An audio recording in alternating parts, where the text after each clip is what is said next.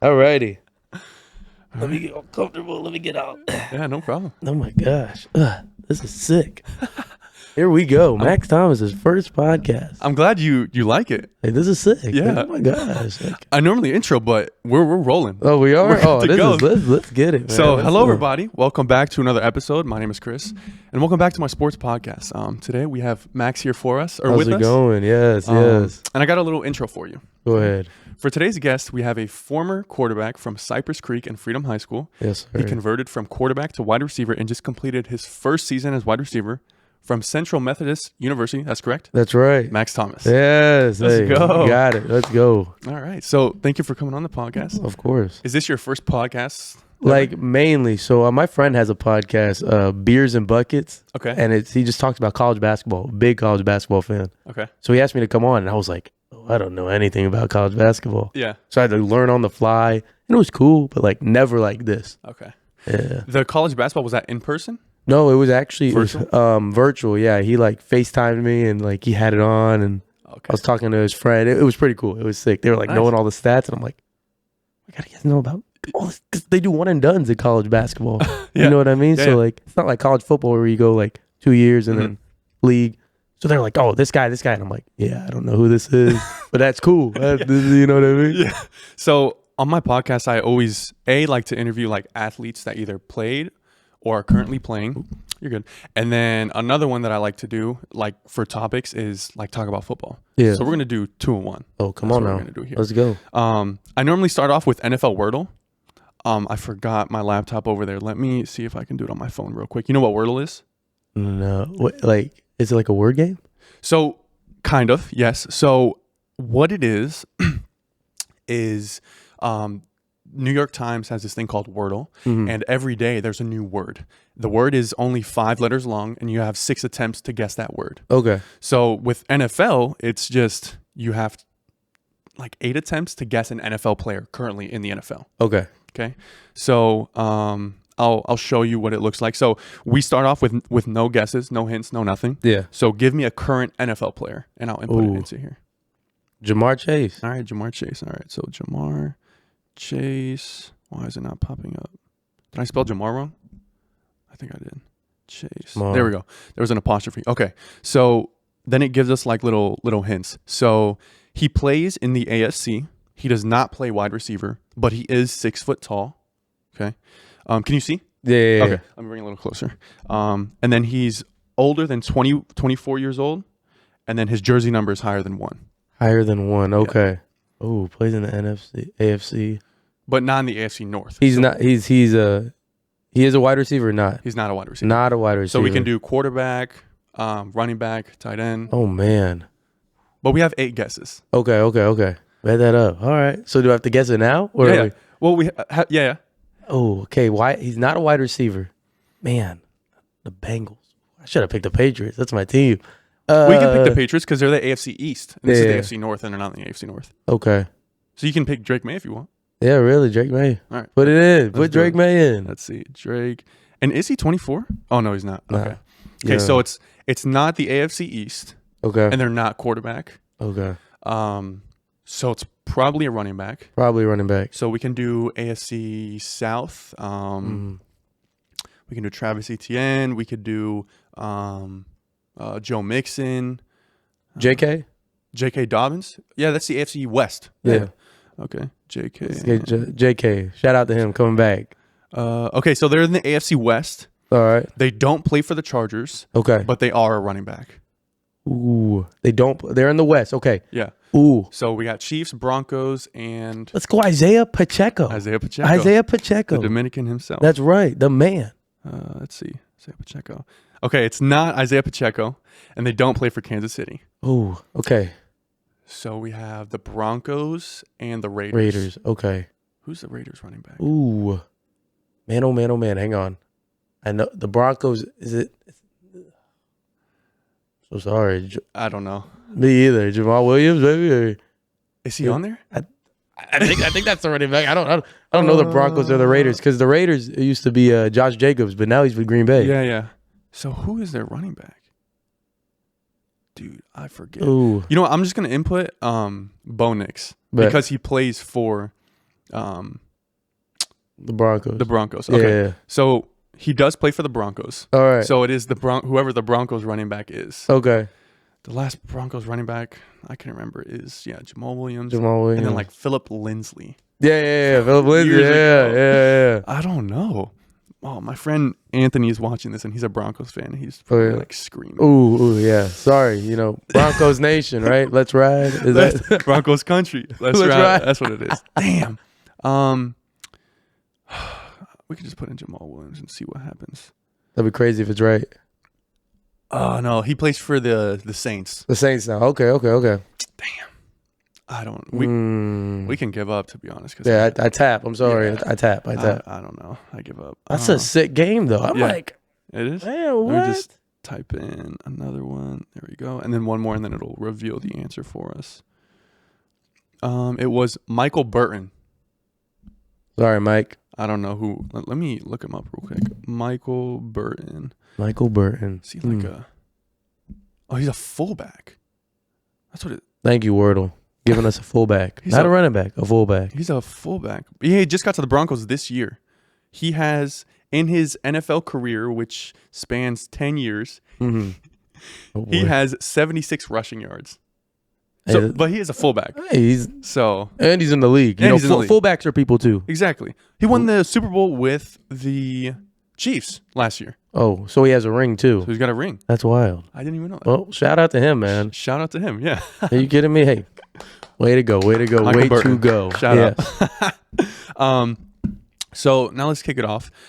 So we got here and we started talking about Star Wars a little bit. Oh, yeah. So give the viewers like a little bit of a breakdown of yourself. Or no. I skipped. What are some of your hobbies that you like to do? My hobbies that I like to do? TV shows and stuff after that. Oh, man. So, I love football. But outside of football, I just like hanging out with friends, family.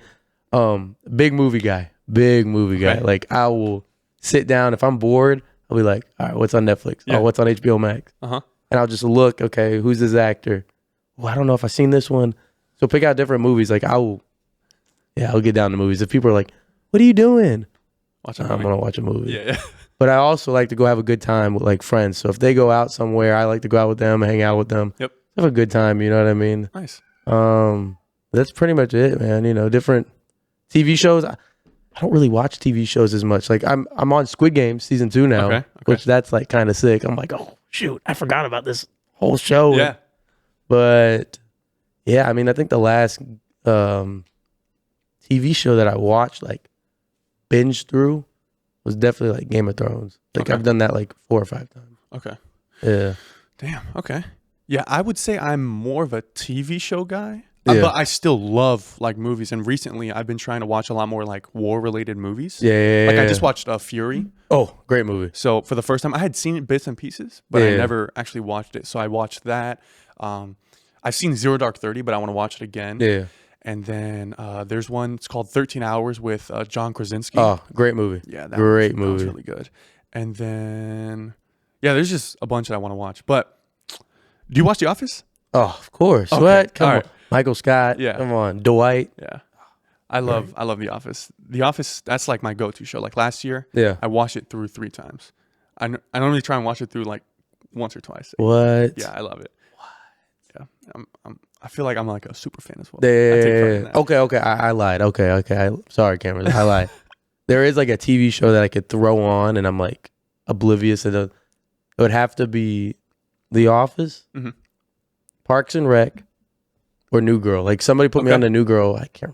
Somebody put me on the New Girl, and I was like, "That is pretty good." Like, are you kidding me? Like, shoot, like Schmidt and Nick and Winston. Come on, man. I have never seen New Girl. Really? I have never seen. It's pretty good. I mean, it's pretty decent. I was like, okay, I could throw it on, and if I'm doing homework or something, like, but like, that's pretty cool. But Parks and Rec is a good one too. Parks and Rec is great. Yeah, I watched it through for the first time. I've only seen it once, but back in 2021. Yeah. Because people are always like, oh, The Office or Parks and Rec. So I was like, oh, let me watch it. It's pretty good. It's hilarious. It really is funny. And then another one that I want to watch is Modern Family. I don't know if you've seen that. Okay. Yeah. Okay. Maybe I do watch some TV shows.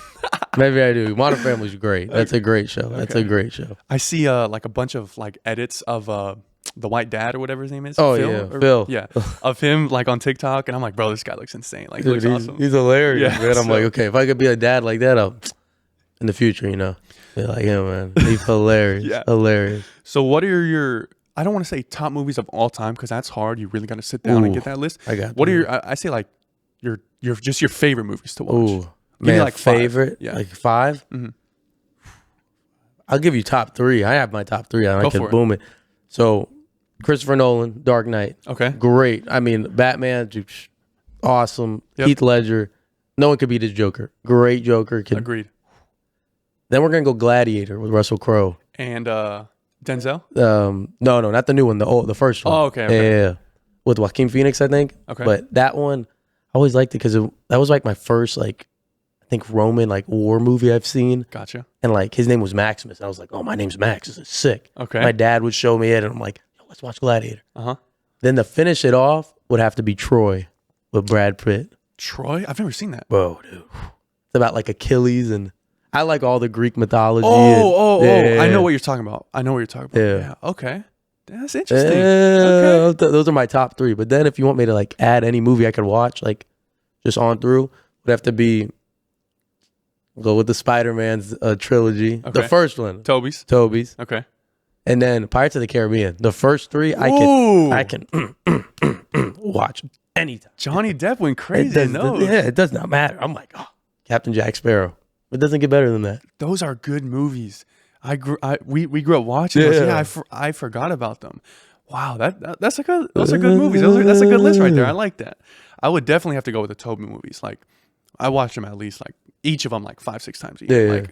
Ooh, I love them. And then did you go watch them when they got re-released this last year? No, I wanted to go see them, but I do love the Toby movies. I said that, but honestly, if I have to go through my one favorite Spider-Man movie, it'd have to be The Amazing Spider-Man 2 because I know. But it switched, because every Spider-Man, he's saving the girl. And then boom, this one. Sorry guys, if you haven't seen this.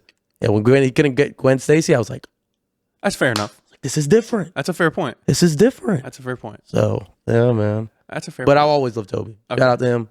Always love him. Grew up with him, so. So that's your favorite Spider-Man movie? It's TASM 2. Yeah, favorite one. But if the one I could watch over and over, it'd be the trilogy. Okay. Come on, start off Green Goblin, boom, Doc Ock, then going to Venom and Sandman. Come on, man. Okay. What? I like that. And then Star Wars. Yep. Grew up on that too. Oh man, yeah. Come on now. So do you watch those TV shows like Star Wars Ooh. Rebels and Star Wars: The Clone Wars? So grew up on Star Wars: The Clone Wars. Yep. I watched Rebels. Rebels was good, but Star Wars: The Clone Wars. Oh yeah. Oh, it's every Friday night, Cartoon Network. Yes. Come on, man. Yes. Had to wait after Young Justice, and then I think one was called Generator Rex, and then boom, and I'd be sitting there me and my brother would be Star Wars: The Clone Wars. Oh, here we go. It's 9:00. Yeah. Hang on, Mama. Can't go to bed yet.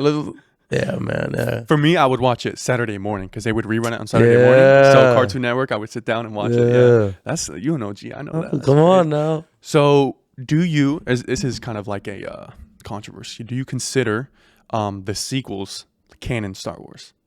Ooh, episode 1, 2, and 3, or No. 6, 7, and 8. 7, 8, 9. Oh, 7, 8, 9. Yeah. Be honest with you, I did not like them. Fair enough. It was just a remake of 4, 5, 6. Yeah. It was based. I was like, dude, I'm watching A New Hope again in episode 7. I'm like, bro, what is this? But I guess it's for a new generation. So I get it. People who haven't seen Star Wars and then they're coming up. Yeah. Cool. But yeah, no. I think I like 7. 7 set it up well. Yeah. This is a lot of a discussion I have with my Star Wars nerd friends as well. We like 7, but then 8 and 9 are just abysmal. Yeah, they are the worst movies out there. So give me. I like doing this before we get into football. Give me your top 5 Star Wars movies in order. Top 5. Not your favorite, but the best. Oh, the best. Episode 3. Okay. Episode 5. Then might be controversial. Episode 2. Okay. Ooh. I'm gonna go episode 6, and then episode 1. Okay. Wow. Yeah. Okay. No Rogue One. Oh, okay. If we're I like Rogue One. Okay. I like Rogue One. Rogue One was very good. That was a. Oh yeah. Okay. We'll scratch out 2. We'll put Rogue One. Okay. Yeah. Nice. Rogue One. I'm gonna go. A New Hope. So episode 4 at number 1. Yeah. This might surprise you. At number 2, I'm gonna go Force Awakens. Force Awakens. Ooh, okay. I think different. I think it's a good movie. Yeah. And it's by far the funniest Star Wars movie. If you haven't seen it recently, Yeah. I was like, wow. I rewatched it. I was like, this is actually funny. I actually enjoy this. So I gotta put 7 at number 2. Mm-hmm. Number 3, I'm gonna go Rogue One. All right. At number 4, I'm gonna go Revenge of the Sith. Mm-hmm. And at number 5, I'm gonna go Empire. Okay. So I like it. Ah, this is great. I mean, some people like. I guess they don't really know that. Like, I like Star Wars, but like, I had no idea. Love it. I love it. Are you kidding I me, had man? Zero clue. What, Christmas, man? I'd get them little Legos. I'd be like, yeah, I want this, Mom. This is what I want. No, I don't want this ship. I want this ship. Write it out. AT. Yeah. Oh, bro. Yeah. On the tree, you probably can't see it, but on the other side, I have a Captain Rex Lego set. Like the helmet. You can't see it. But, Stop playing. But yeah, one of my friends just got me that for Christmas. So. Oh, I see it. It's underneath. It's upside down. Yeah. I got that for my brother last Christmas. Nice. Has it right in his room. Oh, yeah. Yeah, Legos. I like grew up on those Legos too, like building them. Yeah. Like Anakin's, like Starfighter, Luke's, from Empire Strikes Back. I used to have over $1,000 worth of Legos. Oh, me too, bro. Me too. Oh. I got rid of them. But I'd build them, and then I like maybe get to like close to the end, and I'm like, I'll call my brother. It's funny. Your name's Chris. I'll be like, Chris, can you finish this up, bro? Finish it up, and then I'm like, all right, now I can afford it. And he would like to like set them up and like show them off.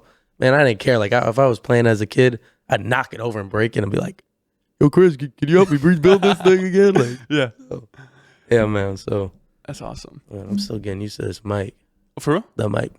No, I'm good now. You can hear me, huh? Yeah. You're good. All right, perfect. You're good. But yeah, man, a big Star Wars guy. Yeah.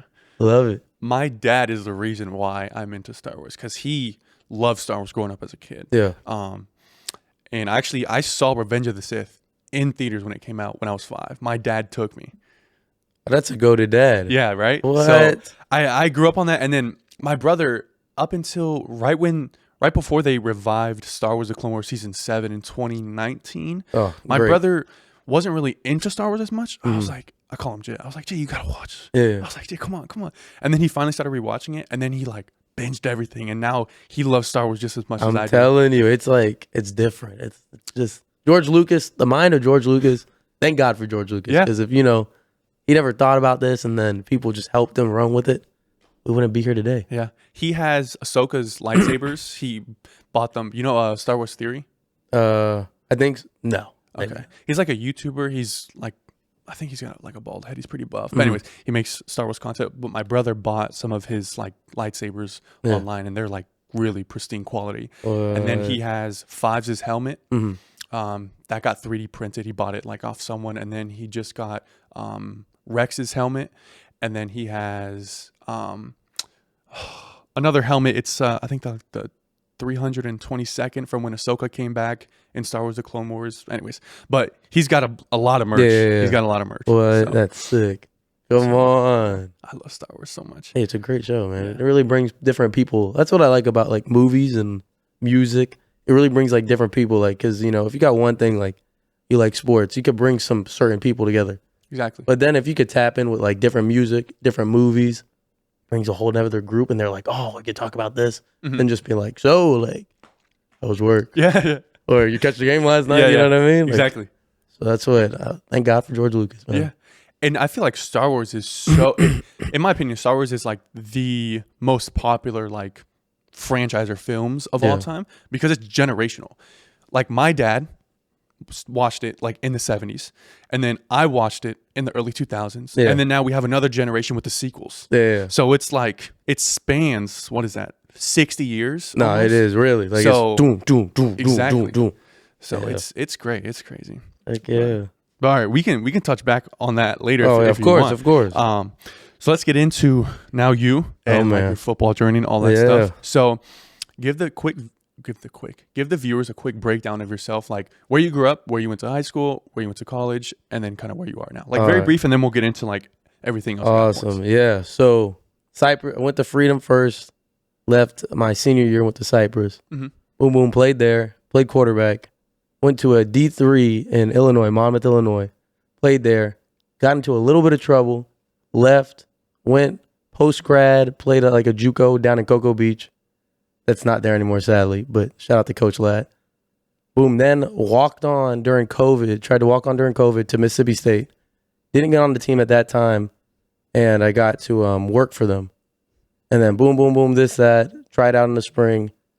About to get on, and they said, "Hey, listen, man, you're a good player, but you just don't have it right now for you at the moment." Mm-hmm. And I said, "You know what? This is a business. Okay, cool. Thank you for so much." And then my old judo coach right now, he's like working as like an agent type stuff for different athletes. Hits me up. He said, "Hey, I got this opportunity. I know you want to play ball. So it's a small school, Central Methodist.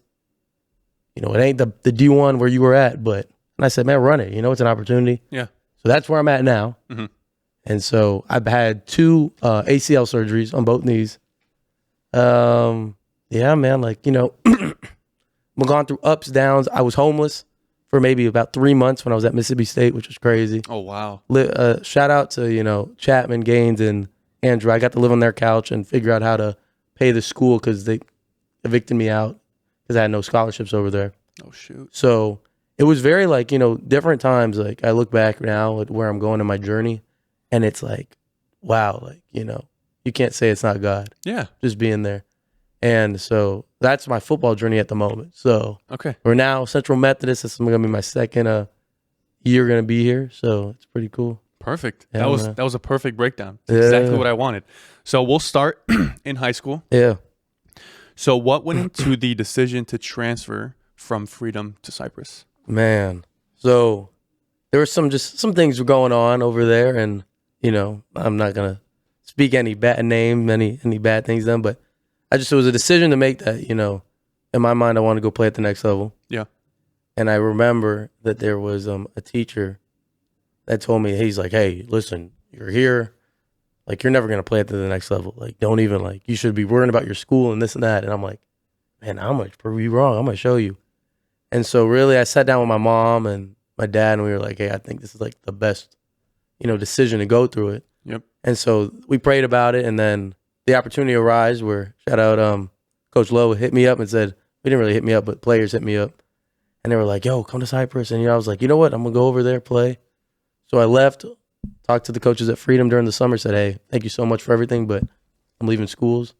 My mother got a job over at Cypress, that was the only way, because now the new rule with they could go anywhere if you have transportation. Oh. Yeah, my mom had to work there so I could go there. So she worked there, I went there, and it was great. It was awesome. I mean, I wouldn't change or decide anything else. Uh-huh. So were you starting at Freedom? At first, no. I had somebody in front of me, and then they brought in a new coaching staff my junior year. So I thought I was going to be the guy because our other quarterback left. And then it was between me and this other guy, and there were some other things that were just going into it. So Gotcha. really, like, you know, I was being patient and, okay, let me do everything right. Let me, you know, cheer on the guy that's in front of me, but not forget that I got to grind to get that spot. Right. And it was very hard at first, you know, because people were like, "Why aren't you doing this? Why aren't you playing? Why aren't you starting, Max? Like, we see this and that." And I'm like, you know, it's okay, guys. Hey, let's back this guy up who's in front of me, you know, be a good teammate, because it's not about me. At the end of the day, there's 11 guys on the field. Right. So when I got my opportunity, I just balled. That was it. When you get an opportunity, you might get one, you might get two. Thank God I've been getting a bunch of opportunities that he's still giving me. But when I got in that, I remember it was Cypress Creek, a rivalry game, got in there, and I just balled. I didn't look back. And then all of a sudden people were like, "So what happened? Like, why aren't you playing?" Like, hey, man, you know, I don't know, man. It's just, you know, I wanted to go talk to the coaches, which I did, and they told me the same thing. "Oh, you guys are like even. You and the other guy, you guys are even." I was like, all right, cool. You know what? I'm going to just keep grinding, keep going harder, you know what I mean? Because they really, like, they said I was undersized. Like, I was short to be a quarterback, a little too skinny. Like, it was very, you know, the narrative of people telling you, like. Yeah. So that really just motivated me more, like, okay, cool. And I remember this coach, Coach Blanton, my freshman year told me, he said, you know, talent could get you so far. He's like, you got to have hard work ethic too. So I always remembered, I was like, man, hard work can beat talent any day. So it's a choice, really. It's a choice if you want to work hard or you just want to lean on your talent, because talent could get you so far, hard work could get you farther. Exactly. So that's what happened. And then went to Cypress, had a fun time at Cypress. Got to get recruited. Yeah. Go play college ball. So that was like, so boom. And that's how it was, man. So when you got to Cypress, the year before that, they had like one of the best years. Yeah. They went 6-6. But then you get there, and were you? Because I looked at like the box score and everything. Yeah. It looked like they were more of a running school more than a passing school. Veer offense, like midline. So basically old school, like Navy style under center. Gotcha. Handing the ball like Army, like. Gotcha. So it's straight running. So I didn't know any of that. We had like the spread offense. Yeah. Over at Freedom. So like Oregon, like Marcus Mariota type. Exactly. Yep. So I was like just knowing like shotgun, faking, doing all that stuff. Mm-hmm. And then when I get here, it's like a whole new like playbook. And I'm like I've never been under center in my life. Yeah. Like, what is this? And so it was kind of cool, like just to see like how I had to learn and really step back and be like, okay, I need to study these plays. I need to learn like what this means, how to take my drops. And so at the beginning, like I was like, I don't know how to do any of this. Mm-hmm. And then my mom found Baylin Trujillo. Yep. Shout out to him, man. That man, first day, excuse me, get out there. And he's training me, and he was like, so you go to Cypress, and just making jokes. He made me like throw up. I wanted to quit that day. It was like his training, like it was. And I get in the car, and I'm like, I never want to come back here, Mom. Like, I don't want to do this. She's like, if you want to be great, you're going to come here. She's like, and I paid for this, so you're coming. Yeah. So we get back, like maybe like a couple days later, and she tells him that I was like whining about it. Yeah. He's like, oh, that's cool. You want to cry about all that? Puts me through another condition. I throw up again. He's like, you want to be great, it's not for everybody, this position. Right. And I was like, man, like this guy actually like cares. Like he's giving it like the nitty. He ain't like, sugarcoating. It's nitty gritty. Yeah. Like you're in it or you're not. So then ever since, like I just hit the ground running with him. Mm-hmm. He got my footwork right about under center. Just how to read coverages too. Just the basic things about quarterbacks that I didn't know what to do. Yeah. But if he wasn't around, I wouldn't be like how I was, for Cypress or even going to college about the quarterback position. Yeah. I've heard a lot of good things about Baylin. Yeah. The last two guys that I had on my podcast was the Lake Nona quarterback and then the Harmony quarterback. Yeah. And they both have trained with him, and they speak highly of him, of how much he actually cares. And like, he's not just after your money. He wants to legitimately make you a better person. Yeah. And make you a better player. And Michael, he was the Lake Nona quarterback. He said that before games, Baylin would call him and like pray with him on the phone and all that stuff. So yeah, that's good to hear. All I'm hearing about Baylin is great things. Dude, he's awesome, man. And like, there's some people that, probably like misinterpret him just from looking at his Instagram. You know how people are. Right. But that man, I'm telling you, he would call me. Like I call him even to this day saying, hey, what's up, coach? Like, how are you doing? How's the wife? How's the kids? Mm-hmm. And he just talks to me, and he's talking to me about football, about life, and just like you just enjoy the journey where you're at. I go and catch for him whenever I'm in town, like just to get it, Yeah. But that man, as they said when they call him before games, yeah, he'd do that for me for high school. He's like, oh, we got Oak Ridge coming up. When he was at Oak Ridge as a coach, he's like, we're about to play, man. He's like, be calm, have fun, like, So he's really like, truly a blessing in my life. He is really. That's awesome. Yeah, man. So I assume that you wanted to be more of a passer than a runner. Am I correct by assuming that when you transferred? Man, when I transferred, I just wanted to play. Or you just wanted to play? Oh, man, dude, be honest with you, like, it was like first read, look at my first read, look at my second read. If they're not there, run the ball. Okay. Run the ball. Be elusive. Really, like, modeled my game after, like, Russell Wilson, and then going into my senior year was more of, like, Jalen Hurts. Okay. Love Jalen Hurts, man. That boy, drip was like Jalen Hurts. Run style took number 2.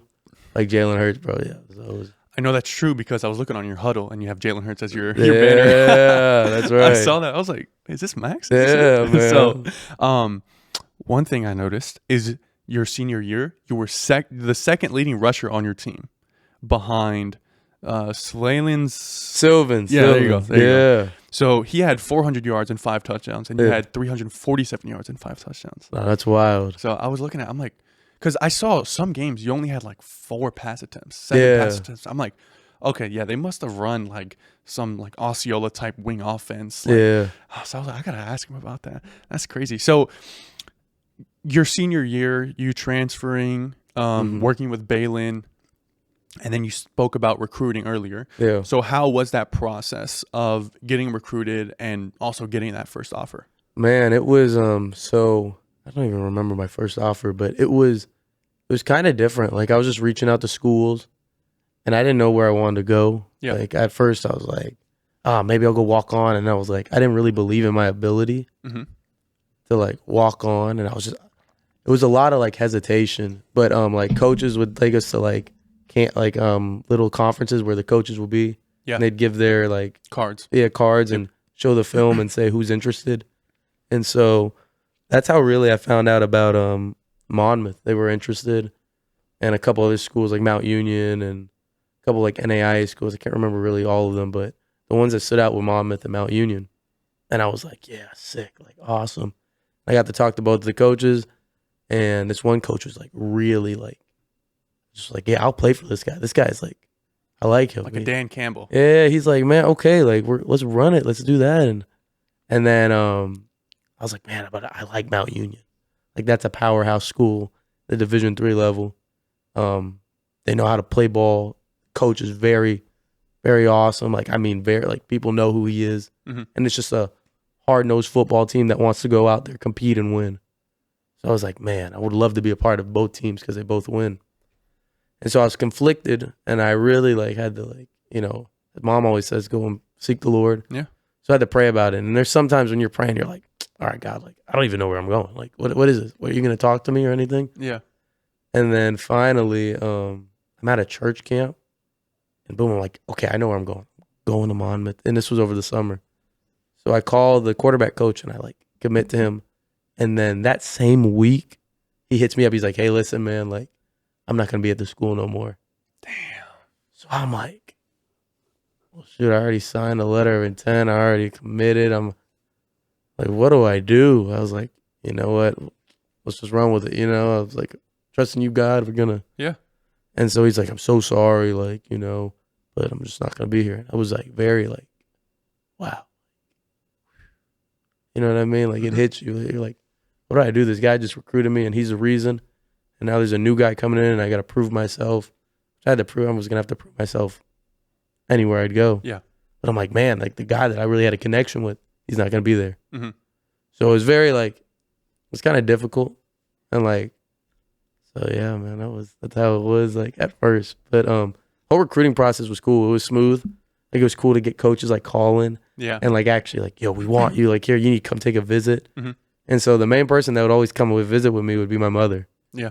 And like sometimes I'd be like, Mom, just stay over there. Like stop. Like try not cool. Like, you know what I mean? Like a cool football player and all that. Yeah. But at the same time, like I'm really blessed to have her because she would ask the right questions when I'm just like thinking about football. Yeah. She'd be asking, okay, where am I going to live? What does the cafeteria look like academic wise? How much money are we getting for his academics?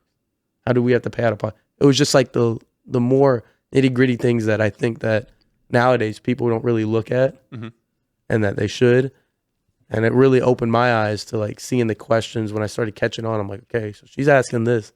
Like, this is what we need to start asking before we get into the football aspect. So really shout out to Mom for that because she was really just hammering down. And so we found the school, Monmouth, and that was the first school. And it was like, okay, awesome. Cool. And then just some things happened academic-wise. She told me, and it was kind of crazy. You got 3 things when you go to college. You got your social life, you're an athlete, the athletic life, and you got your school. You can't have all 3. You got to only pick 2. And so she said, there's going to be a lot of women. There's going to be parties. There's going to be stuff you want to do. But you're there for school and football, Max. The social life, she's like, the social life's always going to be there. I was like, hey, okay, Mom. I picked the other 2. I picked football and social. So it was kind of like, grades slipped and just like, man, went on academic probation. It was kind of crazy. I was like, man, dude, I was never bad at school. And finally picked it up in the second semester, got my grades up, but still I was like, I just don't think this is the place to be. So then I left. And yeah, man, it was kind of wild. So you went to, is it how did you pronounce it? Monmouth. Monmouth. Yeah. Is that an Ivy League school? No, so it gets confused. There's an Ivy League school, and then there's another school. It's just Monmouth College. It's Monmouth University in New Jersey, because that's the one I thought I was getting recruited by. So I was like, oh, D1. Oh, let's go. Yeah. Let's go. But then I found out it was Monmouth College, which, I mean, shout out them. They were cool, man. It wasn't bad at all. No bad experiences. So you went there for a year. Or I'll ask this before I ask my next question. Mm-hmm.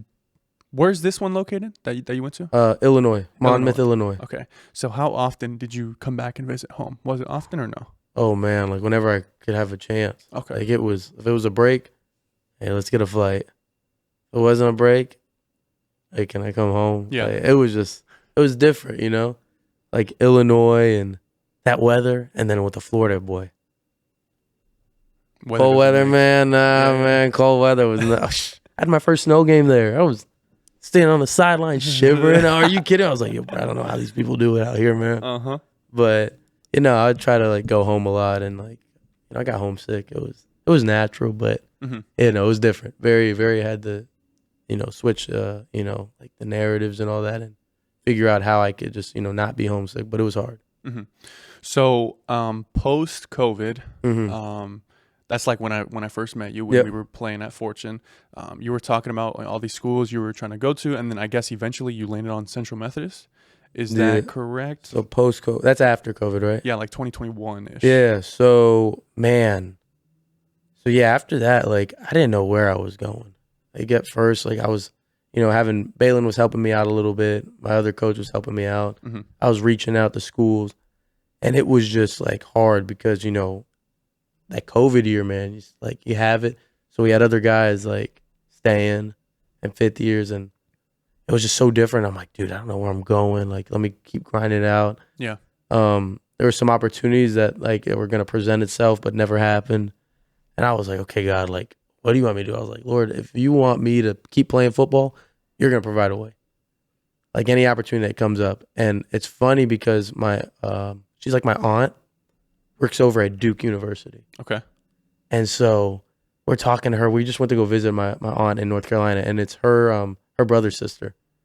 So boom, boom, boom, we're talking to them, and she's like, oh, I work at Duke. I'm like the secretary over there for the vice president. And I'm just sitting there, and I'm like, could I send you my film? And, like, could you give it to him? And so boom, boom, boom. It was crazy because she emails him. He emails the athletic director. Athletic director sends it to the recruiter. Football coaches love it. They were like, yeah, we would love to have him as, because she gets me back. She's like, hey, they would love to have you as a walk-on. You just need to get in. And I'm like, Duke University? Are you kidding me? Yes, let's go. Let's run this. Okay. A Blue Devil? Oh, yeah. Oh, let's go. Man, it's an opportunity. And then I went to dive in a little more about Duke. And they're like the Ivy League school of, like, if they're not an Ivy, they're very hard to get into. Ooh. Like, they only take 50 for transfer, like 50 students for a transfer each semester. Okay. So I was like, my grades were decent. They were not the best. Mm-hmm. So I was like, oh man, God, you're going to have to pull this off. And sadly, I didn't get into it. But then it's funny, the next day, I get a phone call from my old, like, prep school JUCO coach. Hey man, I have an opportunity for you. This coach is going to call you. It ain't big time, it's NAIA. But if you want to ball and you want to go to that next level, he's like, it's an opportunity. And I said, oh yeah, run it. Let me talk to him. And so got to talk to Coach Og, and we talked. And finally I was like, yeah, let's go. Let's commit. I'm coming. Let's go. So I don't know. It felt right. It was the only option at the moment. And I didn't have any other ones. And I was like, well, if this is the only one on the table and I'm just trying to wait, like, how's that going to help me out? So that was Central Methodist. Yeah. What you're speaking of. So I have a lot of questions for this. So first, go ahead, man. I'll ask the question, then I'll, like, kind of follow up. Yeah. What went into the process of you? Let me restart. What went into the decision of you wanting to transition from quarterback to wide receiver? Okay. And then, why did you feel like that was a good decision? But I feel like it was a good decision because you played quarterback. Yeah. And being a quarterback, where you want your receivers, Yeah. like where they should stop. If they see a defender a certain way, you should break a little earlier off your route. So I feel like you benefited off of that. So talk about that. So I switched during when I left Monmouth. I switched during the what's it called, at that prep school JUCO. Yeah. Because I came in and I was like, yeah, I play quarterback, and they were like, okay, cool, but we have this like we have our guy. Yeah. And I was like, man, who's the guy? Who's this guy? And man, stud. His name's Sawyer, bro, from Utah, 6'6". Jeez. Real like pro style type of quarterback. So they're like, well, do you want to play? And I'm like, yeah. I'm trying to get out on the field. I'm trying to play, trying to get film. I'm trying to, And so he was like, well, the best bet would play a receiver. And I said, all right, run it. You know what? Like, I'll listen to you. You're the coach. Yeah. You tell me to do a backflip, I'll do a backflip. You tell me to jump off a bridge, jump off a bridge. Yeah, I'll think about it. But so I switched, and I was terrible. Like, it was just so hard to like figure out the movement, and like I kept dropping the ball, and it was just so different. But the thing that was cool about like transitioning from receiver, from quarterback to receiver, was just like when you line up, you're like, okay, like I don't have to check the line. I don't have to read, like you have to read the defense, but I'm like, I don't have to call out like cues, like, oh, there's the mic. Okay, he's rolling here. Like, they go through like different cues in a short amount of time. That's why Tom Brady's like the best, because he was just, oh, cool. But at receiver, like I could line up, I'm like, all right, I got this route. Okay, this guy's sitting here. Oh, that's cover 2. Oh, so I'm supposed to sit my route right here. Just be quarterback friendly. So I knew, just it translated differently. So it made it like easier for me to think, so I didn't have to think as much. And then just learning on the fly and just, going and really being a right hand to my quarterback. Like, I roomed with him. I said, hey, coach, can I get a room with him? Yeah, boom. No roommates way. with dude. I would hang out with him at lunch. I would go around him. So it'd be like, yeah, okay, so I'm going to be your guy. So when you're ever like in a pickle or like a hard thing, like they're blitzing, who am I throwing it to? Oh, there's Max. I can trust him. Yeah. So I try to get that trust. So I was always with Sawyer. Me and him, it was locked in. We were locked in. So that's how I switched. And then I started learning and going from different like trainers and figuring out, okay, how can I be like, what game can I model my game after? Because I'm not like, I'm fast, but I'm not the fastest. Yeah. So who can I look at like that is not the fastest, but like he's going crazy in the NFL? Mm-hmm. Julian Edelman. That's bro. That is literally exact. I'm like, he's gonna say Julian Edelman. That's exactly what I was thinking, because he played receiver or played quarterback, then transitioned to receiver once he got to the Patriots. Yep. And in my opinion, I don't want to say he's one of the greatest receivers of all time, but he's definitely a great receiver. Oh yeah, Super Bowl MVP as well. Like he definitely could. He opened up that offense. He was so good, and like you said, he wasn't the fastest guy. Yeah, but he could get open, and because he played quarterback. Yeah. He kind of on the same page as Tom. And I say the same thing about Travis Kelce, who played quarterback in high school, and then Cincinnati a little bit. Then he transitioned to tight end. Yeah. I feel like that's why he is also so great, is because he's able to read the defense. Yeah. So, no, for real. And like that man, like I was like, all right, cool. So I just would watch highlights of him and watch, okay, what does he do here? Oh, and I'd rewind it. And it was tough because it's YouTube. So when you're trying to rewind, it doesn't get back to the spot you want. So I just look at him and be like, okay, so he's catching everything. And then I would notice different tendencies with him, like social media or even like during games. He would always be around his quarterback. So I'm like, all right, so this is what like receiver, like you got to be around the guy. Mm-hmm. Like you can't like not be around your quarterback. Mm-hmm. And so I just would learn from him. And then I would do, my coach would tell me, he's like, every morning, every night, catch about 100, 200 balls. Just throw it up in your room or like have somebody throw it to you. So I'd do that every night. Mom would go out in the backyard. She would throw me balls, and she wouldn't throw it perfectly. And she'd be like, "Sorry, it's not a perfect spiral." I was like, "That's fine." Yeah, not every. It's actually more practice. Exactly. So she would do that with me, and I would just catching. Dad would come out sometimes, and he would throw it. He was a big baseball guy, so like he would throw. Yeah, he was zipping it, but there were sometimes it was like wobbly, but it was good. So like I got to really, like appreciate that. Uh-huh. And then whenever I'd go to like the gym and train, my brother would be there, and he's big into like, he's big into music now, but he's big into like bodybuilding. That's the man who got me into the weight room, like to love the weight room. Mm-hmm. But coming back to like the quarterback receiver aspect, he played receiver and tight end when I was in high school at Freedom, and like Very, very good. Like, I mean, that man was like, get open, go throw it up to him. He'll snag it in the air. And he's taller than me. He's about maybe 6'4", but his arms are so long. And so I thought he was going to keep running with it. And he didn't. And he found music and great artist. You know, he's on his journey of doing that. But he's the one who taught me how to love the weight room, how to block, and how to catch. Like, he was like, this is what you got to do. If you want to do this, like, you follow this. He's like, I promise you, Max. And at first I'm like, I don't want to listen to my little brother. Like, what is it? But that was a man who's got me to where I'm at now. So shout out to Chris, real deal. That man, younger brothers. Hey, if you got a younger brother out there and they're better at you at something, but you're trying to be as good as them, be humble. Humble man. yourself. Exactly, dude. That's So then, at what point in that first year did you tear your ACL? Ooh. And then how did you handle that whole process of, you know, you just transitioned, you're putting in all this work, and then God's like, nope, not yet. Yeah. So he's gonna laugh once he watches this.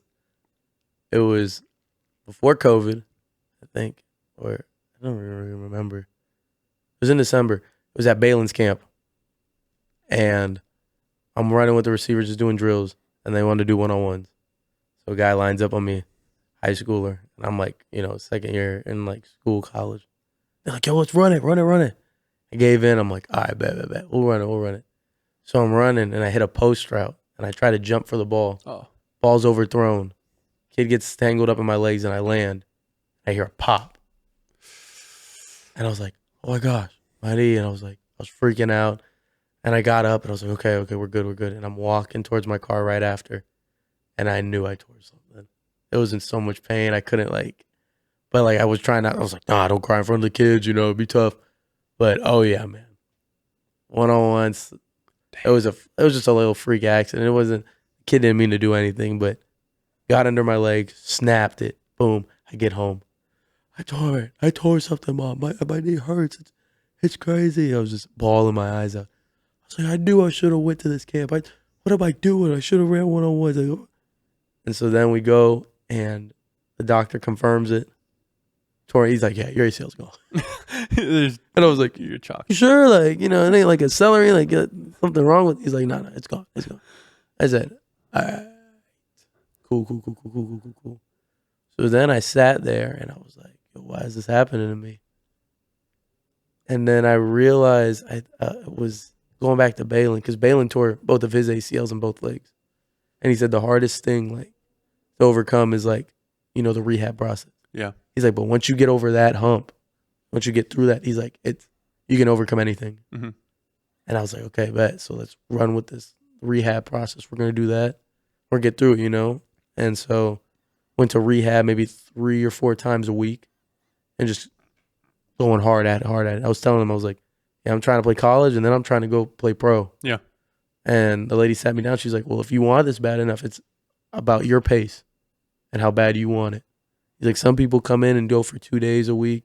She's like, but if you're trying to get back to tip-top position, like you know, yourself, you got to be in here like every day, mostly every day. And you got to work hard. You got to push yourself. And she's like, well, I'll push you, but you know, at the end of the day, it's you. Yeah. And so we'd go at it. There were times I wanted to quit, and they're like, nah, come on. Times I'd be crying at PT because it would hurt, but I thank God that they pushed me through it, and that whole thing happened, because I don't know if anybody has had an injury, but once the injury and the surgery is not the bad part. It's definitely the PT and the recovery process after. It really shows you it's a whole mental thing. Yeah. Because it's fixed, and you're like, okay, I know it's fixed, but I'm so nervous to put any pressure on or do anything. So once you get over that hump, and you're back there, bro, you can do anything. Real deal. I'm telling you. I believe it. You can do anything. So that was my mindset. I was like, you know what? We're going to go. We're going to get it. We're going to run. We cried about it for about 30 minutes. On to the next. Let's go. Yeah. So, yeah. I want to make sure.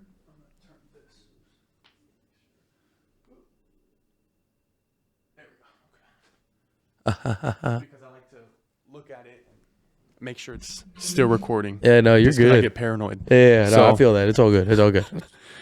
So You talked about the mental aspect of it. Have you seen the documentary of Aaron Rodgers called Enigma that was on Netflix? Not as yet. No, I want to. It's really good. Yeah. I would say watch it. It's really good. It also goes through his process of his Achilles recovery and the mental aspect. And I mean, I'm blessed enough. I've never had to go through an insane rehab. Yeah.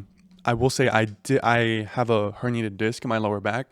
So at first that was like really difficult, and like going through that, and still to this day, that was 3 years ago. So still to this day, I still have pain. Yeah. But to see what he went through was crazy, and having to have that mental toughness that you said to just keep getting better, because you can't just get instantly better. You have to work towards it. So I'll ask this: how hard did you lean on God through that process? Dude, it was, I mean, it was when it first happened, it was a very dark time. Like, bro, it was, why is this happening to me? God, what are you doing? Like, nah, it's like, it was really like my time. Like, I'm like, I want everything. Like, I was about to go do this, about to go walk on somewhere. Like, me. And it really, like, you know, it was really going back to my mom. She's like, yo, this is all part of God's plan. Right. If this wasn't part of his plan, this wouldn't have happened. And it's not for you to, like, you know, distance yourself. This is where he's probably trying to bring you closer. Like, hey, come lean on me. Come talk to me. Yeah. Like, yeah, you can't do this by yourself. That's the whole thing. Like, and as much as people think they could do stuff by themselves, you can't. Amen. You can't. Yeah. So that was a big thing. I had to lean on him. I said, all right, God, let's run with it. You know, this is you. This is with you, and I got to trust you. And, you know, if this is it, you know. I got to be happy with that. You know, it might suck, but, you know, you got a better plan for me. Absolutely. And it was hard to, like, fathom that at first. But now it's like, okay. Like, I can relate to that as well, because when I herniated my disc, I was playing basketball, and I just landed flat-footed, and just my back just shot up. But at that time, I wasn't the greatest person. Like, I was just me. yeah. And at that time, because I've been making like content for years, but at that time I was like, oh, I want to make money. I want to be famous. I want to be rich. Me, like, just, and then that happened, and I was like, why is this happening to me? There was points where, like, when it first happened, I couldn't even like bend over like this. Like, this is as straight as I could go. And then, I mean, now I'm fine, but like you said, it was just an opportunity for me to like refine my faith and get closer to God. And that really like ignited a fire in me to strengthen my relationship and my faith. So I can relate to that, you know, at first you're like, bro, why, bro? Like, I was going to do all these things. And now it's like you said, you can't do anything without God. Yeah, you can't, man. No. So yeah, definitely. It brought me back. Definitely brought me back. That's awesome. So then you get healthy and you go back, and this last year was like a full season for you to play. Yeah, it was crazy. So the first time I tore it was at Baylin. So that was like 2020. So when we met 2021, that was a whole year after. Okay. Then I was at Mississippi State, and like I was just helping out with the recruiting process over there because I had to try to get my foot in the door, which that's a crazy story, man. Like I get there and I was trying to walk on.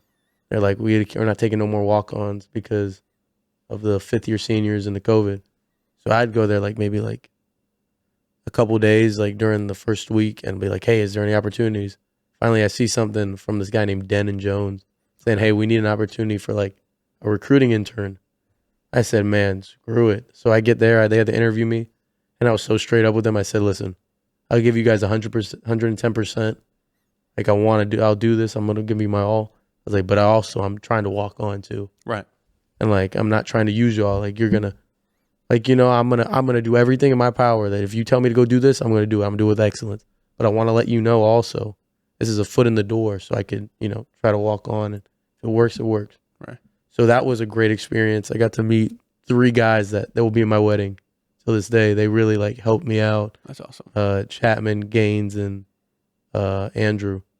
So they were great, man. I mean, they brought me really back to my faith. Like that was, and I think that's the reason why I was at Mississippi State. Mm-hmm. Is because, you know, I was, you know, not the greatest person.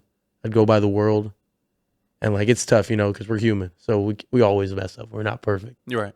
But they really like hammered in like, hey man, you know, this is the way how we should be living, not this way.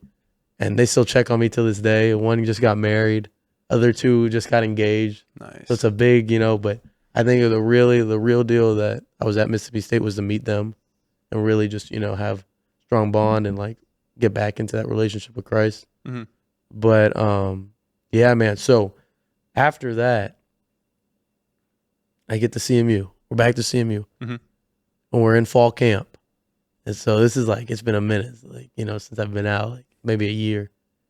And this was not this past August of 2023? Yeah. 2023. Fall camp, second week of fall camp, I tear my ACL. Second time. Damn.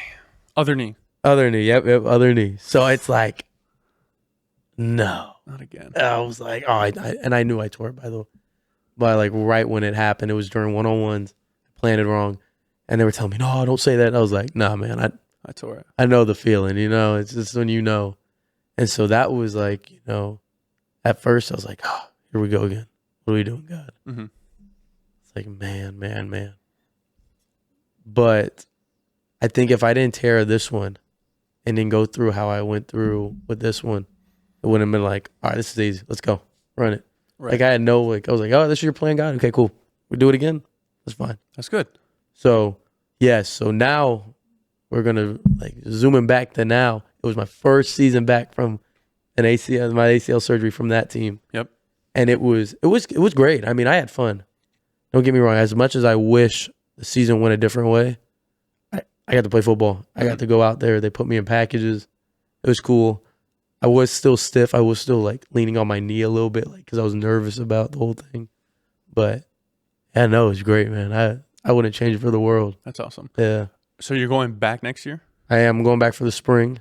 Okay. We're gonna do spring ball and see how it goes. And yeah, man. Okay. How many years of eligibility do you have left? So it's crazy. I got 2. Okay. Wow. Yeah, I got a medical red shirt and then I got the COVID. Okay. So hopefully, I don't know what we're gonna do yet. I don't know what the plan is, but right. The goal is my next thing. I want to go pro. I want to retire my parents. That is my why I'm doing this whole thing. Yeah. Also to use it as a pedestal for Christ. Mm-hmm. The second thing is I want to take care of my parents. Mm-hmm. Get done with that and be like, hey, you guys are good. This is what I'm giving to you because you guys believed in me right so much. You guys have told me to go after my dreams, and it was so that's the goal. But yeah, I'm gonna get ready for spring ball. Let's see how it goes. Hopefully I'll loosen up a little bit more, like not be stiff. Trust my leg a little bit more. So, mm-hmm. Yeah, man. That's awesome. So pro, does that mean like NFL or like NFL only or just whatever pro presents itself? Whatever pro presents itself. The goal is NFL. The goal is to get a pro day. NFL, get on that squad. Duke, yeah. Catch the Duke, man. Are you kidding me? Love that ball. It's a little bigger than I thought it was going to be, Mm-hmm. When we were playing at Fortune Road and they would always bring it out, and which is crazy. But yeah, man, even if it's like for, 2 years, 3 years, 3 seasons, that's fine by me. At least, I know I made it. Or even get on the practice squad. Like they make like $30,000 a week. Yeah, and it's sick, but also like just to be like, okay, all this has happened, and now to this point, I could look back and be like, I did this. Right. I didn't have no regrets. I did it. And even if like, the CFL or UFL or even overseas, they call and do that, and that's an opportunity. All right, we'll run with it. Okay. Just taking it day by day. But main goal, yeah, pro, whatever, opportunity arises. So, yeah. So let's stay on pro and NFL. Okay. Trent Sherfield, who you know. Yes, sir. So how big of a help has he been training you, having that relationship? Because he's been in the league for, 7 years at this point? Yeah, 7 or 8, I think. Yeah. So, dude, it was crazy. I'm telling you what, like how it just happened and how he reached out and like he reached out to you? So this guy in the football group chat. Yep. So podcast, we have a football group chat. We play every Sunday. Yep. Every Sunday. It's so much fun. That's how you keep the love of the game alive. Oh, yeah. So some guy said, hey, does anybody like have quarterback experience that could throw to my boy? He's in the NFL. He's going into like his 7th year or 6th year, whenever. And I was like, me. I just said me. And then a couple of my friend Noah was like, Max. And he said, hey, can you send some tape to me so like my guy could see it? So boom, sends tape. Then Trent reaches out to me. How, on Instagram? Oh no, just texted me. Okay. He's like, hey man, I like how you throw. Like I want to, get this workout done and all that. It's like, cool. I was like, hey, so like what teams did you play for? Found out he played for the Cardinals, got signed to the Cardinals, 49ers, went back to the 49ers, the Dolphins. So I'm like, oh man, this guy's like, okay, sick. This guy's legit. Like, Yeah. And so I remember going out there at first.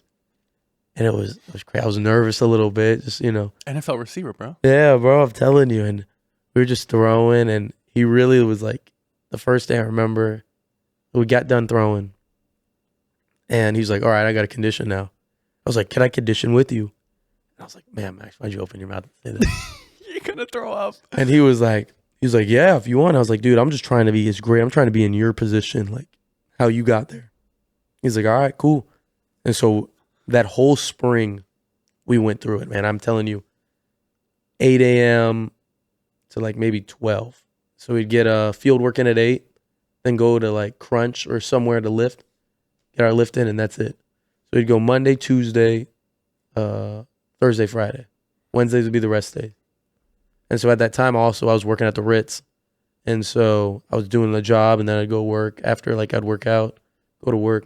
So it was very busy. But, like, the coolest thing I think was that he would just like talk to me about like just life and just, different things. And so at that time he was with the Dolphins. Right. And that's when he had the best year of his career.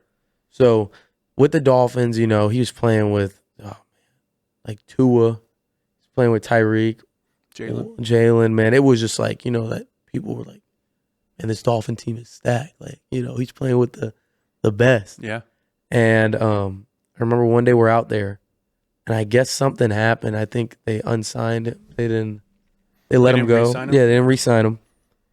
And he was just like, running routes, but he was like wrestling with God. And that was like, when people like say, oh, I wrestle with God. Now this man was like, just saying, oh, God is you're going to be good. If this is it, this is it. He's like, he was just running routes. He's like, he has me.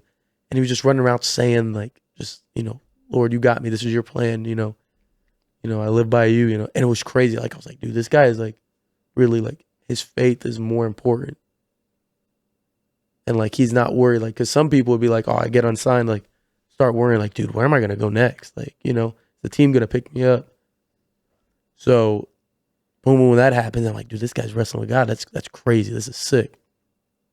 Boom. I remember I go to the field the next day and he's not there. I get no text message or anything back. I'm like, oh man, okay. Maybe he's watching me. Like I'm paranoid, maybe he's like, so I do my conditioning and we do like these tempo runs. So it's like 100 yards, like up, back. And I did my abs and then I left and no answer. I was texting him, hey, you good, man? Like, he's in Buffalo. Yeah. Calls me during work. I take his phone call. He's like, yo, I meant to tell you. I'm so sorry, bro. They flew me out to Buffalo last night. I just signed with the Bills. Bro, what, dude? So then, but just going back with him helping me, he taught me everything, like, because I was just doing his quarterback first. And then I switched to receiver and was starting to run routes with him. Mm-hmm. So he'd teach me the ins and outs. And his mentor was Larry Fitzgerald. Okay. So, because he was in Arizona. Right? Yeah. Okay. So all of his workouts is what Larry did. And he passed those to me. So it was like, this is the blueprint. He's like, Larry passed this to me. He's like, this is what you do. He's like, as much as, and I'm not, shading any of the route gods or like the guys that, get jiggy with it, you know what I mean? Fast twitch and like releases and just the cool stuff. But in the end of the day, like, there's no cones out there on the football field. There's no sand. You're just running routes. Right. So, like, why not just do that, perfect your craft by doing that? Yes, that, the releases, the footwork, that also that helps. That's a good part of it. But your main thing as a receiver, run route, get to your spot, get open. Exactly. Catch the ball. And then get yak. So he just showed me that, and I was like, man, this is like sick. This is how he trains every day. So disciplined. Wakes up early. Does a devotional. Go to the field. We stretch, run. And then like he'll do like a speed day one day where we'll run maybe like 30, 35 routes, but like full speed. And then we'll have like a half speed day, which we'll get maybe 45, 50, maybe 55 routes in, where it's just going half speed and you're working on mechanics. Yeah. And it was just crazy just to see like how he'd work out, and always helmet and shoulder pads for him. I didn't have it at the time. Okay. Always helmet, shoulder pads. That's good because a lot of guys like to just run either helmets or nothing. Yeah. And we'd never wear gloves. He would not allow me to wear gloves. Okay. Which was crazy. Like I flew out to Buffalo over the summer to work out with him when he was there. Not allowed to wear gloves. Like that was the rule. He said, once you like know how to catch a football with just these, the gloves are just your suit, like your business stuff. It's just to like help when you're in the game. But yeah, you know how to catch without the gloves. And like he was going through the whole mechanical wise. Got to meet his trainer, Jamie. And it was just like, he's like, if you just, how to catch it like with the fingertips. Yeah. And just, just different aspects of the ball and just looking. I'm like, yo, what the heck is this guy talking about, man? At That's first, a professional. Exactly. And so I was like, man, like, this is sick. Like, this is awesome. So he's been helping me a lot. Like, it's been a lot. It's been like, bro, I would not be where I'm at my game today without him. It was really God. Like, God put him in there, and I got to, it was awesome, man. That's awesome. Yeah. That's so cool because I'm a Dolphins fan. Yeah. And in 22, he was pretty much the wide receiver 3 for us. Yeah. And then you like post on Instagram, and I'm like, dog, that's Trent Sherfield. I'm like, yo, like, I know that guy. Well, not actually, but I was like, that guy plays for the Dolphins. Yeah. So I was like, bro, what? That's crazy. And then yeah, he goes to the Bills, and his only touchdown was against the Dolphins. Exactly. But it was the batted up and then the toe drag. Night toe drag. I was like, that was nice. I can't lie. And then now he's in Minnesota. Yes, he is, playing man. over there. But they got Jetta, they got Jordan Addison, they got TJ Hawkinson. Oh yeah, they got weapons over there. So dude, but what's crazy is, man, like, and I voted. So go vote for Pro Bowl. For special teams. Oh, he made the Pro Bowl. So I don't know his yet, but he was he had to vote, and so Minnesota, they might make it far. So I don't know if they're gonna be in the Pro Bowl. But special teams, Trent Sherfield, you got to go vote for him. He's the man. He's the man. All right, I'll go vote. But that's why, like, which was so cool with him, and I got to look at like, and you don't have to be receiver 1 to stay in the league. Right. Like, you just have to be able to do your job well. As Bill Belichick says, do it well and do your job. Right. And that man is like, he told me, he's like, how he got on that roster, special team. Go out there and just make a play. Go do everything right. And then once you start balling on special teams, kind of start creeping up a little bit for the receiver. And like, it's awesome. Like how he's been in the league this long. And just, he's still playing. Yeah. There's some guys that are not like playing anymore, but he's still like efficient on special teams. And then you'll see a couple catches, like he'll get a couple TDs. Like it's sick. Like I'm like, yo, this guy's balling. Yeah. And he's been to these teams, but he's like, made it from like, I'm gonna go hard in special teams every time. And then now to receiver. So really helped my like dynamic to see like, oh no, I can make it. I could get here. If it's on special teams, cool. You know what I mean? Mm-hmm. You're just part of a player and just go down there and hit somebody or return the ball or block. Yeah, and I mean this respectfully when I say this, like like his biggest like breakout year was with the Dolphins. Yeah. And that was his like 5th year in the NFL. Mm-hmm. And then aside from that, his rookie year, he had like 200 receiving yards. But he's been in the league for 7 years. Yeah. Like, I honestly can't think of a guy, I mean, it's probably an old head that could, but of a receiver that's been in the league for this long. Yeah. That hasn't had that like breakout year of like 1,000 yards or anything like that. Like you said, as long as you work hard, and the special teams is also a really big thing. Yeah. But that's awesome. That's good for him. Yeah, no, dude, it's awesome, man. Like, I'll tell him, I'll hit him up and be like, hey, man, good luck this week and that. And, because they're in the pro, so it takes a little longer for them to, like, respond and all that. So I'm, no hard feelings or anything. Yeah. But, yeah, no, he'd be like, oh, thanks, man. How you doing? It always.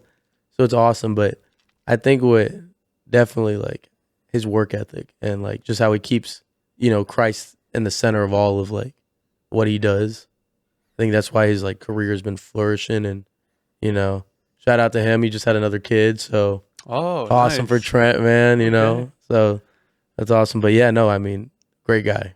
Really, really helped me elevate my game like tremendously. That's awesome. Yeah, they got a big game coming up Monday night. Big game and for the 1 seed. 1 seed. And the division. Exactly. And they're playing my dog Kirby. Who? Kirby Joseph. Oh, yeah. Yeah. So I went to middle school with him. Me and a What? bunch. Yeah, bro. So like, I did not know that. bro, That's crazy. got the dog. Awesome. Yeah. No, I'm excited for that game. That game's gonna be crazy. I don't know who to root for though. So like, I just want a good football game. I'm like, Yeah. you know what? Personally, we'll get into NFL. I got some Yeah. stuff here. But I think I want the Lions to win just because they're so depleted defensively. Yeah. They just gave up, 38 points to San Fran with their 5th string running back and only Debo. Yeah. Or, Jawan Jennings, but no Christian McCaffrey. So, yeah. So, why was Trent here? Like, is he from here? Does he got family here? Like, when you were working out with him? So I believe his wife is from this area. Okay. And so like they met because he was at Vanderbilt. He told me, and she was at, I can't remember what school she was at. That's how they met. And her best friend, I guess, plays like pick up football with us. I can't remember his name, but that's who reached out. And so she has family here in Orlando, so they were staying like in the Kissimmee area. Gotcha. And so that's when boom, boom, boom. Okay. Connect the dots, and Gotcha. yeah, man. All right. That was awesome. Okay. I'm going to track where I'm at here. Okay. Do you have, when you were a quarterback and then when you were a wide receiver, did you have any pregame routines that you went through? Oh, man. Or was it just shoulder pads, helmet, stretch, game? Oh, yeah. Pregame, I'd walk around the field. Just walk around, look around and be like, wow, this is crazy. I'd have my headphones in. And what's that? It's that Adele song. It's right on the tip of my tongue. Set fire to the rain? No. There is fire starting in my... Oh, yeah. I know that song. Yeah, that one. We gonna let it on. Yeah. It's not Rolling in the Deep. Yeah. Bro, yeah, Rolling in the Deep. That is my pregame song. Like, 2 billion streams on Spotify, by the way. Yes. But continue. That is my pregame song. Okay. I listened to that my sophomore year one time, and I'm like, yeah, this is Rolling in the Deep. Okay, yeah. So then I just always take it. Like, I'll listen to different music, but I always have to play that Rolling in the Deep. To get you. Just to get me, I'm like, locked in. yeah, let's run it. Let's go. Okay. Yeah, and some people are like, dude, what, Adele? I'm like, yeah, man. Don't judge. Rolling in the Deep, man. Come on, let's go. Yeah. And so I'd have that on, and yeah, I just walk around. I write my goals out for the week to say, okay, so what do I want to do this game? How can I be better from this game, from last game to this game? So I'd have my goals, and then I'd keep it in my locker. And then after the game, I'd come in there and I'd look and be like, okay, boom, got that done. Oh, didn't get this done. Why did I not get this done? So I'd analyze. Mm-hmm. And my teacher, like at first I didn't start doing that until my teacher was telling me to write like goals out, like short goals, like what you can accomplish during like the season or like a game. Yeah. So I'd do that and like figure it out. I need to do that again. Like I have my goals written out. It's like taped in my apartment, like right up on the ceiling. So when I lay down, I'm like, okay, this is what I need to do this season. Okay, they're the life goals that I want. So I'd always look at that before I go to bed. So, but yeah, man, goal setting, man. Just goal setting, walking around the field, little stretches, but nothing too mainstream. Mm-hmm. But yeah, that was like, I guess that's my ritual. Okay. Yeah. Any superstitions? Like, got to wear the same pair of gloves, same pair of underwear, can't step on the lines, anything like that? No, man. No superstitions at all. It's just, let's go. Just play ball? Yeah, play ball, man. Fair enough. Okay. I'll let you take that sip of water. I'll give you my answer. Gas station go-to snack. Like you're on a long road trip, 3 hours, 4 hours. You gotta get gas. You get gas, you're like, oh, now I got the pantry. I can choose. Yeah. So for me, what I do is I have 2 options. One is I'll get a water. Okay. I'm only water. I don't drink soda. Haven't drank soda in like 11 years. So water only. And then I will get a Hershey's, a chocolate bar, but that has almonds in it. Okay. So that's my one combination. Mm-hmm. My 2 combination is I'll get a blue Powerade. Okay. And then I'll get, do you know the, there's like Ritz crackers, but they're cheese. They're not the peanut butter ones. Yeah. The little tiny ones. Yep. Bingo. Those are your go-to? That's my go-to. Man. So the reason for each one is the first one, the Hershey's, is if I'm not hungry and I'm like, oh, I like the almonds. I don't know. It just a bit of protein, you know? Yeah. So I'm like, and then I'll just take a water. I'm like, that's just relaxing. Now, if I'm a little bit hungry and I don't want to stop for food and I'm at the gas station, that's where I get the Powerade. Gives me electrolytes. Okay. Gives me my soda and gives me all that stuff. Kind of rejuvenates me. And then the Ritz crackers, it just works perfectly because the Powerade is more liquidy, whereas like a Gatorade is very thick with a lot of sugar. Yeah. So that's kind of like my why for both. I got it thought out. Oh man, you got right to a T. Exactly. Man, gas station. Like if I have to get a snack for the road. Oh yeah, so the Nerd Cluster gummies. Okay. Definitely. I like water. Don't get me wrong. Water, great. So I'll get like a water bottle, but I have to get a Ghost energy drink. Oh, those are kind of like newish, right? Dude, yeah, man, bro. So like at first, I would not get a Ghost energy drink. Like I would have pre-workout before like a game or like even like on a travel. So I'd bring like a little scoop and put it. But then like somebody put me on with these Ghost energies. Actually, my friend David Ramirez put me on, and he's like, "These are so good." I'm like, "Hey, okay. Try it. Boom, boom." Like, bro, I'm telling you, I can't like.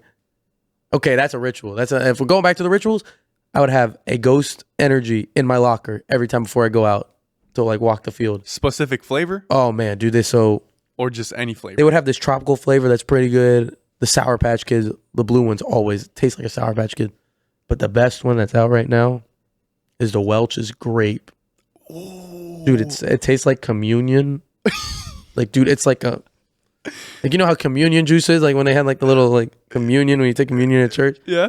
Bro, it's like that. It just gives you energy, bro. It's so good, bro. Like if you like grape juice, bro. Oh. Okay. Ooh-wee. So it'd be one of those energy drinks. Or I'll go with the second one. I'll get a body armor. Okay. I like body armor. Body armor, you know. Yeah. And then I would also get those what's it called? The Chips Ahoy cookies. Ooh, okay. Yeah, the little ones. This sort of, Yeah. Oh yeah. So I don't have a method for that. Like I don't know why. Like body armor just tastes good, and then the cookies, I'm like, I'm gonna work it out later. You know what I mean? I'll work it off. You know. Yeah. But yeah, man, those are my go-to. Okay. The Nerd Clusters are a must. That's your S tier. That is, man. That's your number one option. Number one. Okay. Number one. I gotta look. I'm like, and it doesn't matter what flavor. It could be the blue. It could be the Christmas ones. It could be the red one. That don't matter to me. Okay. But yeah, man. So I'll piggyback off of that. Do you eat healthy since you're an athlete, or do you try your best to eat healthy? Like what is that situation like? So at first I didn't eat healthy. I was like, man, I eat whatever. I'm just gonna burn it off. But really now, like, yeah, I've been taking my like health, like my food seriously. There'd be some times where I'll have like a cheat meal, but usually now, man, it's like, you know, try to not like eat like as much processed or like fast food or even like, you know, like packaged food. So like chicken, rice, broccoli. Or I'll switch it up and have beef, rice, broccoli. You cook your own food? Oh yeah. Okay. When I'm back at home, yeah. My roommate was a very good cook too. You know, shout out to him. We'd cook like spaghetti and we like cook a big pot. We'll have it for all of us for the week. Yeah. Or he'll cook like he loves steak, so he'd always cook steak. You want some? I'm not gonna say no. I'm like, what? And then sometimes I'd cook chicken, but we'd always have rice. But when I'm home, mom and dad they would always cook rice and beans, or like, you know, dad would cook stir fry, like stir fry, but it'd always be like, you know, it wouldn't be like, hey, you guys want McDonald's or, you know, no, don't get me wrong, I love McDonald's, love me some Wendy's, love me some Chipotle, but those are like now I'm like, okay, like that's like a reward. If I really need it, I'll get it. But I've been like watching it more, like, so it's just basically been rice, got your veggies and your protein, and yeah, man. Nice. Yeah. What's your ethnicity? Trinidadian and white. Wow. I was not expecting that. Yeah. I was expecting some sort of like Hispanic. Nah, man. Well, I have a little Hispanic, but yeah. I'm a mutt, dude. That's how I tell people. They're like, Trinidadian, what does that consist of? So who is what from your parents? So my mom, she's from Kentucky. Okay. What part? Yeah. Ashland, like about, I think, an hour away from Lexington. Okay. And then my dad is from Trinidad and Tobago. Wow. Which is like a small country, like the boot right above Venezuela. Yeah. And so, I don't know really like the whole, and I'm like, dude, a bunch of different things, you know, it's crazy. It's like, it's a melting pot over there.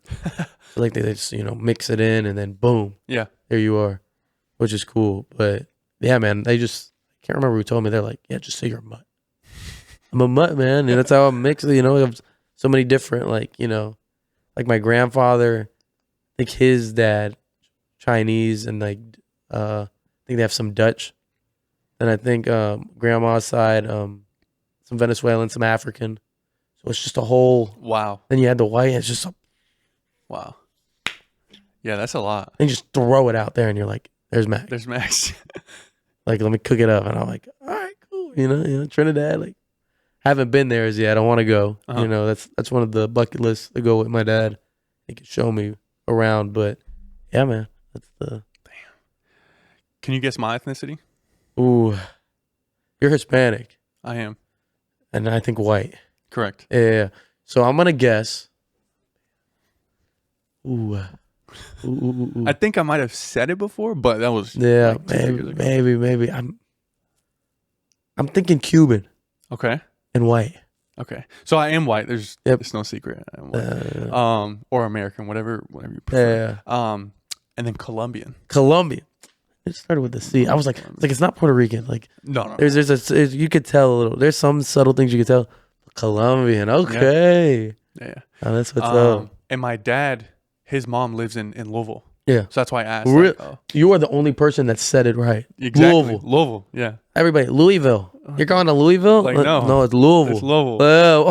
That's how you know natives. That's how you That's how know. you know natives from tourists. Exactly. Are you kidding me? Yeah. So, my mom's side, there's some that I think one lives in Louisville, but the rest, like my grandma would, we'd watch Kentucky basketball. That's their main. Like, they love. They're Kentucky over Louisville. BBN, yeah, man. Big Blue Nation. They would. You're not watching cartoons when we go over there. You're watching basketball. We're watching the game. Yeah, we love the Wildcat. Yeah. And it's hilarious because growing up at our church, a close friend of mine, her mom is from Lexington.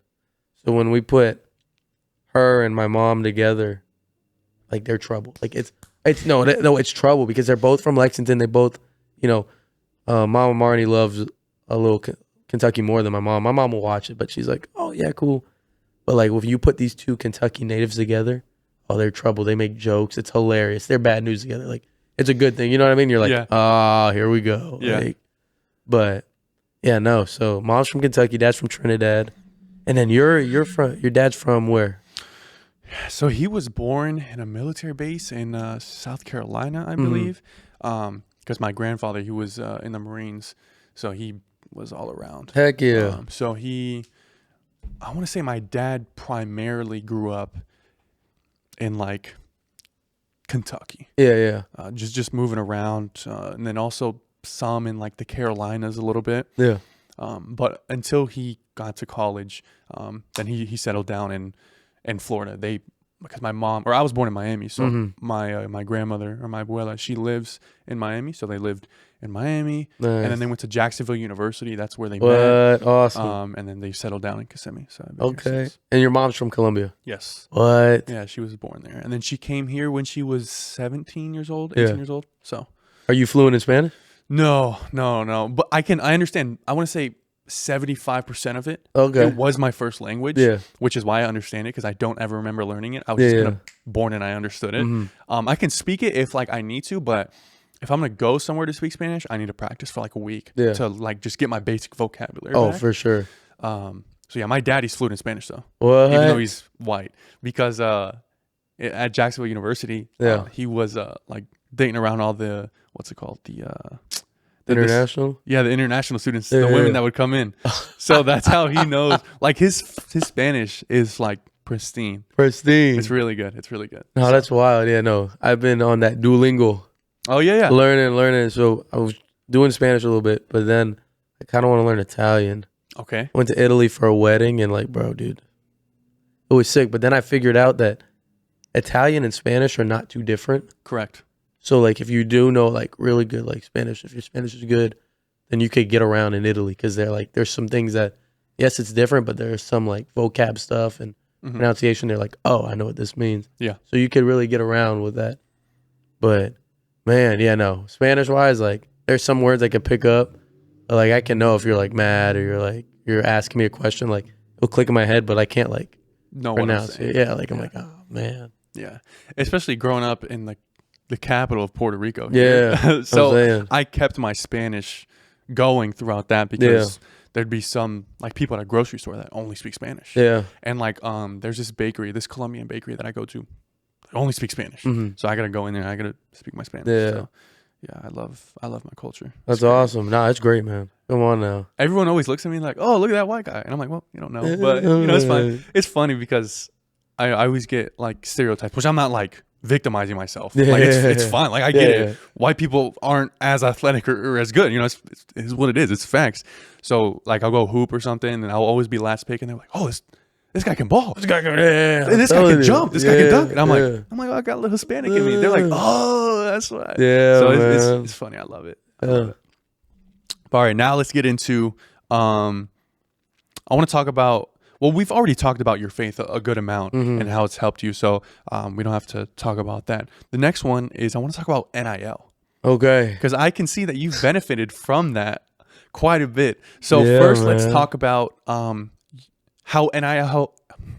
First, let's talk about how NIL has impacted you. Okay. And then what you think of it as a whole overall for college football or college sports. Man, so it's impacted me. Like, it's great. It's the coolest thing that's come out for college athletes because, 2014 when NCAA was out and Denard Robinson was on the cover, I love that game. I would be playing it. And then they stopped because they couldn't pay athletes. Yeah. And so at first I'm like, okay, I didn't know how to feel about it. I wrote a paper about like, yes, I think college athletes should be paid because all the stuff they have to go, it's like a job. Yeah. Your life is football or whatever your sport is 24/7 through the year. Yep. You might get maybe 2 or 3 months, like maybe a month or two or 2 or 3 months, like rest, but you're still thinking about it, Right. And so, yes, there should be some like incentive to that because it's your name and now you're doing it.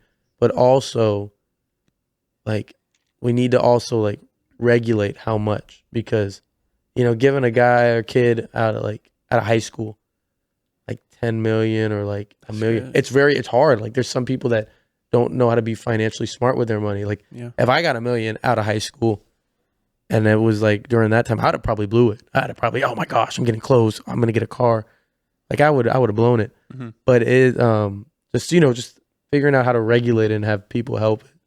But for me, it hasn't been hard, but it's been cool because I have a friend, Alana, she just finished her year over at Miami as a volleyball player.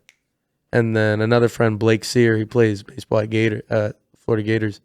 And they're like, I hit them up. I was like, yo, so how do you guys get these like deals? Yeah. Because like now I could use like, a platform where I'm at to, get some money and just figure out, get some brand deals. Mm-hmm. What do you do? And they put me onto this one agency post game. Okay. And so I go through that because I'm at a smaller school. So, all these companies are looking at like the Texases, the Floridas, Oklahomas, the big schools. Yeah. So it's like, okay, so, you're getting like that's their pick because, people know that. But I'm at like a small school. So I have to really, go out there and ask, hey, can I do this? Or you guys do NIL? Or can I just, help you for like maybe like some merch? I'll like promote you on my Instagram. And so I went through post game and I think my very first one was Steve Madden. They sent me a pair of shoes. I just had to take pictures of it. I was like, this is sick. And then they paid me maybe like $100. And now they're guys that are getting like, more than that, but like for me, I'm like, dude, I'm at an NAIA school. Yeah, it's still something. $100, are you kidding me? And a free pair of shoes that are like maybe like 120. Oh yeah, that's a win for me. So then just going through post game and signing up opportunities, learning about the different companies that they have with their agency. Okay. I'm like, all right, run it. Let's go. Let's, I might not be getting, the $10,000 like contract or like, but I'm getting some like, still something. Exactly. So it's helped me out a lot. It really. That's just cool. And also like to use my social media better too. Yeah. Just, because if I'm representing myself, I want to look, good on, that's not like, stare away. Like, how can I say it? You want to look more presentable. Exactly. Look more presentable. So that's helped it out a lot. And I've also like talked to like people who are like content creators, podcasts, like, okay, how can I do this? What makes this better? Yeah. Like, and so yeah, it's been helping me a lot. It's been great. And then for college football as a whole, I think it's great. I think it needs to be regulated though, because it's now like it's turning into like NFL, like free agency. They're free agency, and they're asking for like people are like, going to these schools because we're gonna offer you this amount of money. Yeah. And I'm like, ooh, like, okay, cool. But it's it's backfiring a little bit because you guys entering the transfer portal. And as you hear coaches like loyalty and all, and there's some coaches that are stepping down. Like, Yeah. I don't know if you saw like the Miami basketball head coach, I guess, stepped down. I did not see that. Yeah, the Hurricanes stepped down because the NIL, he couldn't like regulate. He was just trying to, it was too much. I think I did see that actually. Okay. Yeah. And then, Nick Saban, I don't know. He doesn't like it at all. And it's just, I think, a whole thing with loyalty too. And now, mind you, you are getting paid and it's making your family, your life, it's changing your life. So I'm not bashing that at all. I'm not saying, no, it's not. It's bad. It's all that. But I think for college and our athletes, I think we need to be like educated, but also there needs to be like a cap and there needs to be like, contracts that's saying, okay, if you're going to come here and we're going to offer you this amount, you got to stay with us. Yeah. You can't just get your like, your 50K or leave. Like 100K and leave. Yeah. You know what I mean? Because it's just, where's the loyalty in that? Yeah. So I think it needs to be regulated, but I think it's also a great opportunity for these athletes, that some of them that are going to be moving on, to pro or even in like the world. Yeah. That it's going to help them, figure out what to do. Yeah, I agree. At first I did not like it. Yeah. Because I was like what you just said. It's just going to turn into just money grab. Yeah. And like who's offering me the most money? How I know it is like if you're a freshman quarterback, you'll stay there for 4 or 5 years, and you will stay there because you A, love the school, yeah, B, love the coaches, exactly, and C, you just want to stay loyal. And now it's like after a year, you're gone, you're in the transfer portal, and they took away the rule where when you transferred, you had to sit out a year. Yeah, now you can just transfer and play instantly. Yeah, which I don't mind the transfer and play instantly. Yeah. I thought the sit 1 year was kind of stupid anyways, but that would it would drive the factor of, okay, if you're going to transfer, you got to really make sure this is a school you want to go to. Exactly. And it builds that loyalty. But now I think NIL is cool, but I've never heard the point that you said, which was they should regulate it. Find some sort of middle ground so that way you can't, like Quinn Ewers, he was offered $6 million to go to enter the transfer portal. Exactly. Like, dude, that's crazy. Like at that point, you take the $6 million, get brand deals, and you don't even got to go to the league. No, exactly. I mean, of course he wants to, but $6 million, that's, you give me $500,000, that's changing my life. I'm telling you, same here. Like, so, I mean, dude, even $100K, bro, if you're just right.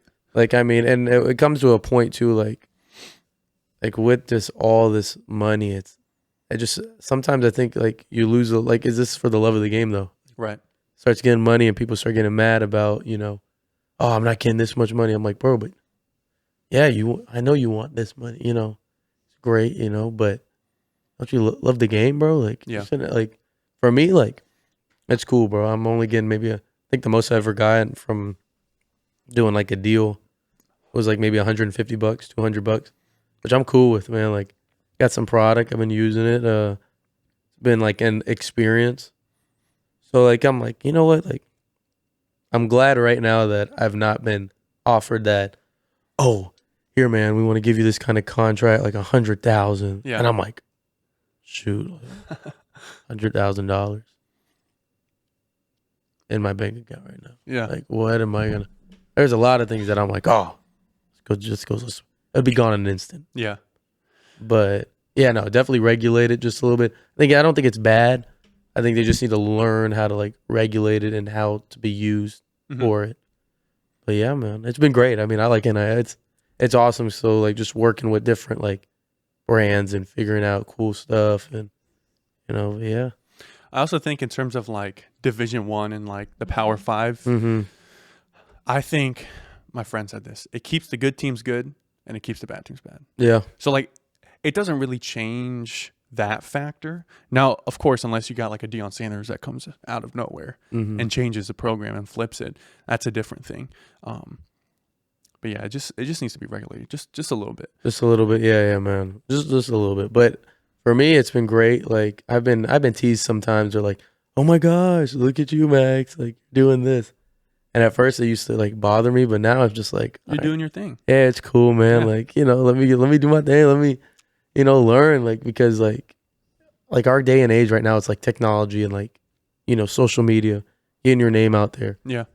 And if you could use that, like, you know, just modeling, brand deals and all that to help you in, like, you know, with your sport and all that, why not? Yeah.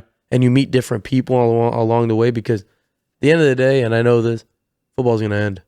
Absolutely. And there's going to have to be, like, you know, I'm going to have to find something that I love to do and not, like, that I not dread date, like, to do. I love football. Mm-hmm. And so, like, just that learning, like, you know, the different aspects of, because I'm studying business, aspects of business and also marketing and how to market your own self through this time has been helping me a lot. And, you know, the connections you make and the contacts, because now it's who you know. Yeah. It's not what you know. It's who you know. Who you know. Exactly. So just, and that's a great thing with NIL. Like, you meet people that know people that could put you in contact with people that you never know that, you know, God willing, you know, go play pro. But I might meet somebody that might help me later in life. Right. That, you know, boom, boom. I'm like, wow, this never happened. I never met this person, never met this connection. So it's all about, like, the networking and stuff. And I think that's what the cool thing about NIL is for athletes and college students like, you know, me and other people, that we can network with these brands and these people that know other people, and it just spreads out. Yeah. So, yeah, man. Networking is like the number one thing. No, it is. For growing your brand. Like this past high school season, Mm-hmm. I started taking, like, pictures, and, like, going to high school games. And I would do that because I wanted to network. Mm-hmm. And I'm like, okay, I'm just going to take pictures. I'm not experienced at all. So I'm going to take pictures and I'm going to give them out to players for free. Yeah. And then I'll be like, oh, I have this podcast. And then that's where I'm like, okay, I give you free pictures. You come on my podcast. Yeah. And then from there, I started meeting other people and other people and other people. And I was like, bro, this is awesome. This is networking. Yeah. And I think I also took those pictures because when I was in high school, Mm-hmm. people were taking pictures of me, but it wasn't for free. Yeah. It was like $5-10 a picture. I'm a high school kid. Yeah. Like, if it's $1 for like 3-4 pictures, that's $3-4. Yeah. You can afford that. Yeah. You can ask mom and dad, $3-4, take a couple pictures. They'll put it in a frame and everything. You know, Yeah. they'll like it. But that's one of the main reasons why I did it was, I never had that when I was in high school, and I wanted to provide that for athletes. And then 2 was networking. Like, hey, here's free pictures. Yeah. Oh, now do you want to come on my podcast? Yeah, no, yeah, that's how it is. And, like, honestly, like, because, and there's no, you know, anything wrong with, you know, using that as a business. But yeah, me either. In high school, I never really had people that, like, just take pictures of me. And now, like, even at my school now, I have a guy, his name's JT, and then D West. And these guys come out to our games their own time. One plays basketball, one runs track. But they take pictures for us. And it's completely free. And, like, you know, in the near future, I'd like to, you know, at least compensate them for their work. But, like, I'm telling you, we're, like, walking down, like, to get to our locker room, and they're there just taking, like, you know, the pregame fits, the pregame pictures. Then when we're out on the field for pregame and all that, they're taking it, and it's just like, it's sick. Like, I mean, like, that's what people like to see. They like to see the pictures. Yeah. Of, you know, you got, like, an Instagram page now that I saw yesterday called Blitz Fits. Ooh. And it shows all the NFL and some NBA, but mostly NFL guys or college guys, like, how they come in and what fits they're wearing. And so, like, people who like fashion, they're like, okay, yeah, I like this. Okay, this is sick. Like, okay. And then you see, like, the kids that are, like, college, high school try to, like, you know, mimic or just put their own spin on things. And then when you got a camera, it's awesome. Like, people loosen up and it's sick. Like, you get to see, okay, so what is this person doing? Oh, but yeah, no, man, it's awesome. Networking. Yeah. And just having that kind of opportunity, even what you're doing for, like, high school kids now, taking pictures of them, they love that. Yeah. You could post it on Instagram. They're like, yeah, this is some. People eat it up. They Exactly. love it. It's great. So, yeah, bro, hey, real deal. You guys are the real ones. Real. Thank you. Seriously. Thank you. And then also, like I mentioned earlier, a reason I do the podcast is I like to give athletes the opportunity to reveal their personality to people that may not even know you. Yeah. So I also do this because, you know, I get the other athletes on and, you know, they could be timid kids, very quiet, and then they open up and then their friends will be like, oh, my friend loved the podcast. He didn't know this about me. And, you know, you get to be vulnerable. Like, you talk about your faith, you're going through your ACL recovery, like all that stuff that, you know, people may not see. So it's an opportunity for people to know who you are underneath your helmet. Yeah, man. No, for real. So now let's move on to NFL. Oh yeah. All right. Come on. So do you have a favorite NFL team? I do. Who? It's the New the England Patriots. Patriots. That's right. That's right, man. I remember now. Yeah, that's right. So are you hoping you guys lose on Sunday so you get the number 1 pick? Because if you win, you can drop to like 8. Yeah. I think we're.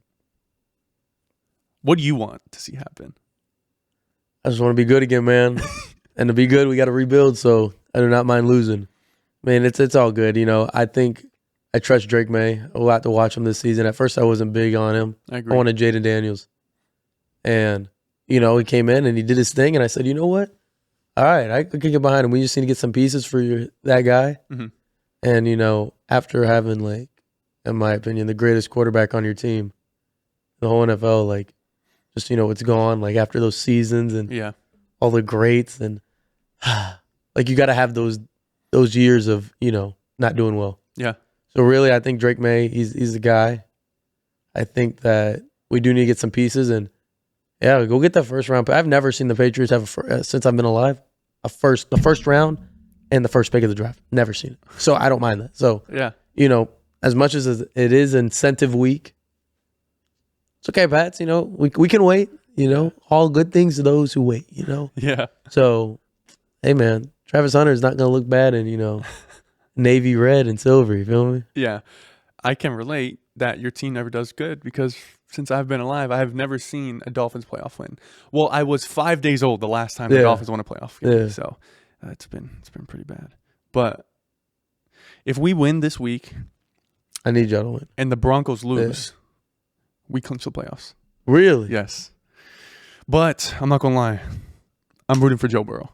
Oh, today's a big day. I need, because I'm a Joe Burrow fan. Yeah. I was high on him his rookie season after he tore his ACL. I remember I was doing a quarterback ranking with my friends on a stream.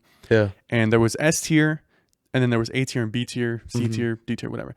I put Joe Burrow in like a B tier, even though he had only played like 7 games. Yeah. Like, bro, you're crazy. You're dumb. I'm like, bro, trust me. He's going to be one of the best. He's like one of the best quarterbacks. Dude, I'm like, bro, just give him time. Just give him time. Sure enough, next season, boom, playoffs. Yeah. Boom. And then Super Bowl appearance, and then AFC Championship game, and then beating Mahomes and beating Josh Allen. So I've been so high on him since he came to the league. Yeah. So that's why I'm rooting for them, because I feel like they have a better chance of winning than the Dolphins do. So. Hey, man, you never know. You never know. Like, that's true.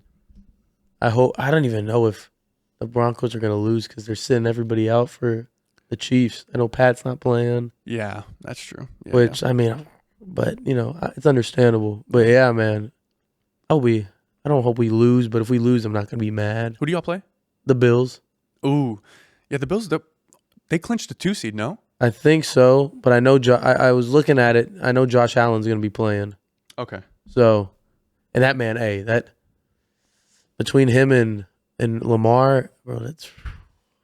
We can talk about that in just a second. Yeah, you're good, brother. Just a second. You're good. The Bills did clinch a 2 seed. They did. They're 13-3. Okay. The next closest seed is the Ravens, and they're 11 wins. Yeah. So even if the Ravens lose and the Bills, or the Ravens win and the Bills lose, they still have the 2 seed. MVP race.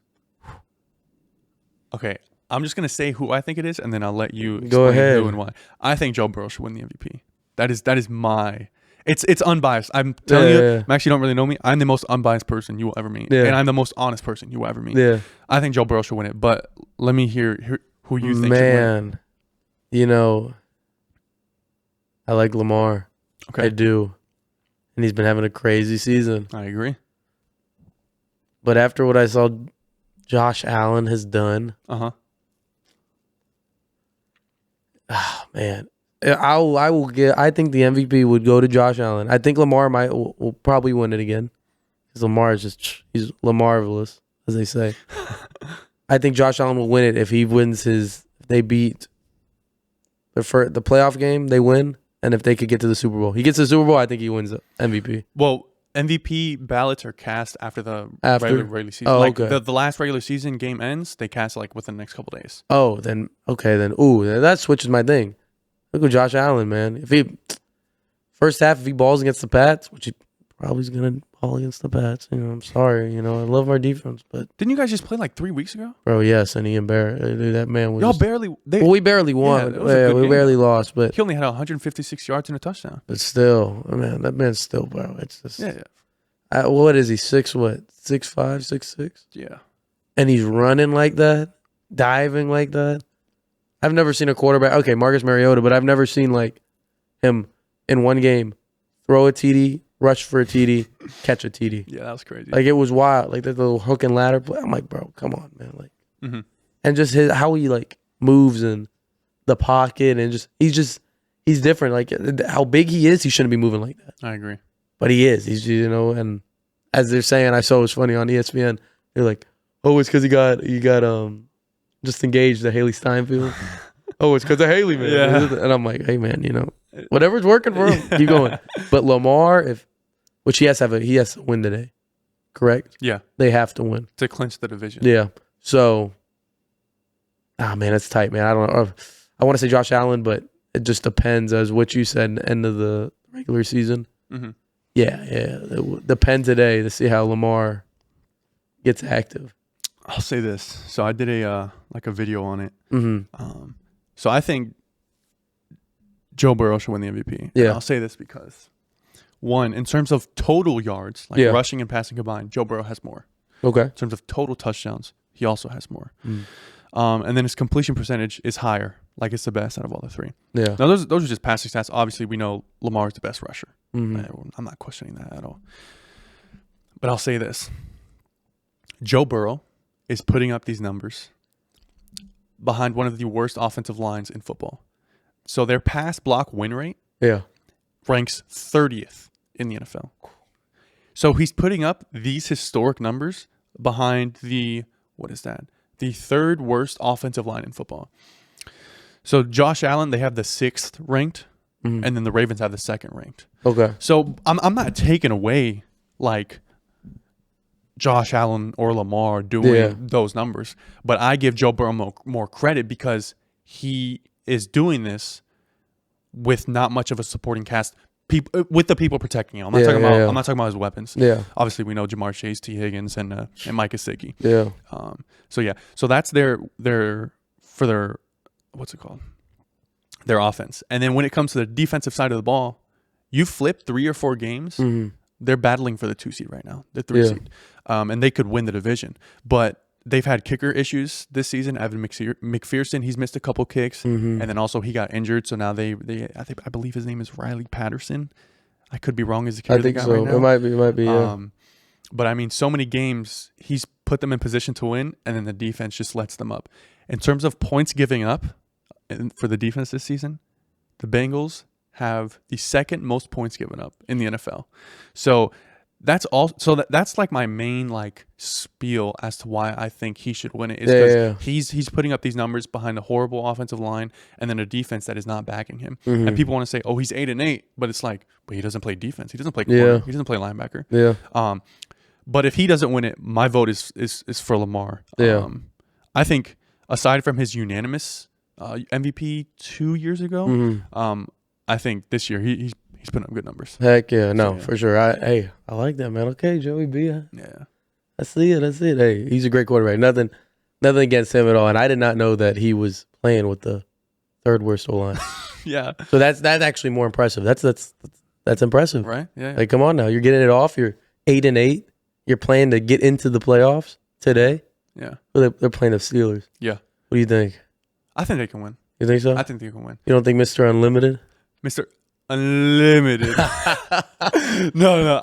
I think it'll be a close game because the Steelers always have like nitty gritty, just hard fought games, especially the AFC North. Oh.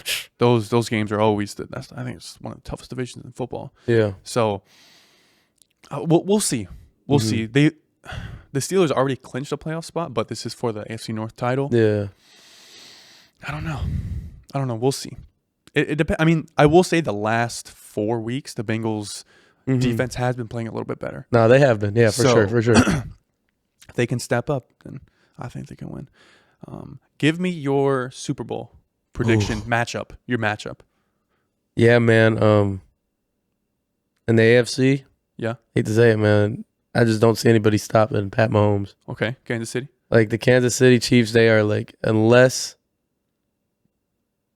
that one man makes the playoffs. Yeah, Because there's exactly. one person that has stopped him. Two, actually, but Yeah. one person has stopped him that's still playing today. Joey B. Joey B, if he can, but I think they're just they're just so good, man. Like, I've betted against Pat Mahomes in the playoffs so many times, and I've been wrong. And it's just been wild just to see. And it's so cool to, like, see him, like, down maybe by, like, 3 or 7, and there's, like, maybe, like, a minute left. Comes back. Oh, yeah, get the ball. It's like the Brady effect. It hit him. So, I think it's going to be Chiefs. And then out of that NFC, bro, oh, my goodness. You got the Eagles. You have the Commanders, the Vikings, the Lions, the Packers. Man, it is stacked over there. Who would I like to see? I'd like to see the Lions. I agree. But I think that might sneak in. And now this is just, just my thing, like, I think I'm debating between the Lions and the Commanders. The Commanders. The Commanders have just been, Right. I mean, I know it's a rookie quarterback, the playoffs, it's different. Mm-hmm. And really the only teams that have been, like, consistent in there out of those teams that I've named would be the Eagles. Yeah. But I could see the Commanders playing the Chiefs, or my real prediction be Lions Chiefs. Okay. But the Commanders, I'm sitting on the edge. I'm like, and I know my boy Brady, big Commanders fan. He doesn't really like Commanders. He like Redskins. Yeah. The Redskins. I think, just how they're playing, and after that win against the Eagles, Mm-hmm. and they drove down the field, and then even though the game last week versus Atlanta, Falcons. Yeah. yeah, that it shouldn't have been that close. But the way in overtime he drove that ball down I'm like, okay, man, we'll see. But they're my little dark horse. Okay. The In your back Commanders, pocket. dark horse. But the teams I would see, it'd be Chiefs, Lions. Okay. I would say it's hard. I think I want to say Chiefs. Yeah, I want to say Kansas City. But I'm just torn between like Buffalo and Baltimore. yeah, I'm really torn between those two. But if I had to put money on it, I'd say Kansas City. yeah. And then from the NFC, I'm between two teams. Okay. And it's going to shock you. Okay, the first one won't. Philadelphia Yep. and the Vikings. Okay. I don't know. I firmly believe that the Vikings are going to win Monday night, clinch the division, get the first round bye, and then who would they play? Who's the 7th seed? It would be either Green Bay. Green Bay or the Commanders. Yeah. And I honestly think they can win those games. I mean, they've beaten Green Bay twice this year, Yeah. and I think they can beat the Commanders. I mean, what are they, 14-2 right now? They're With Sam Darnold. Yeah, which is crazy. I mean, they're going to be listening to trade offers for J.J. McCarthy, but I mean, I want to say Detroit. I really do. Yeah. But with how depleted they are on defense, Aiden Hutchinson could come back if they make it to the NFC Championship game. So that would be a big lift for them. They just released Jamal Williams, who they signed to their practice squad. Yeah. Wait. Jamal Adams. Jamal Adams, yeah. The strong safety. So I just don't know.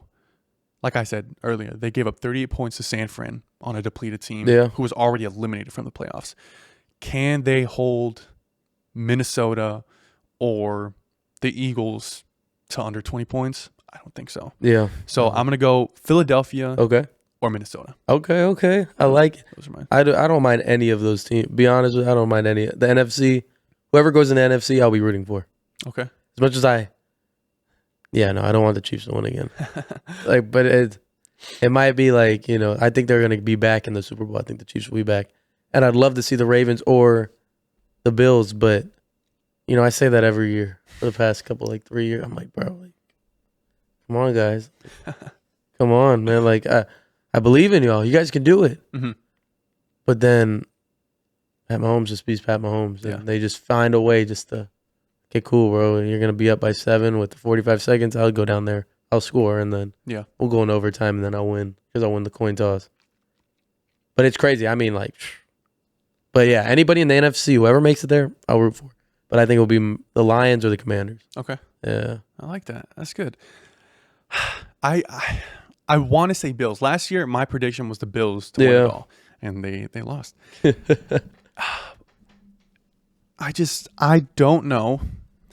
My one would be Kansas City and my two would be Baltimore. Mm-hmm. I think Baltimore really has a chance, especially Yeah. with their run game and how good their defense is playing and their double tight ends that they got out there. Yeah. I think they definitely have a chance to win because last year they only lost by 7 Mm-hmm. to Kansas City in the NFC Championship game. So, and that game was close. That game literally came down to a L'Jarius Sneed forcing a fumble from Zay Flowers on the goal line. That's right. Literally what it came down to. That's right. So, I don't know. My one is Kansas City and my two is Baltimore. Yeah. That's what I Okay. went with. So, Man, it's gonna be interesting these next couple weeks, man. I'm excited. Oh yeah. I'm excited because there's football today, football tomorrow, then playoffs start. Exactly. So, That's it, man. yeah. Yes. Love the postseason, man. Love the I postseason. do too.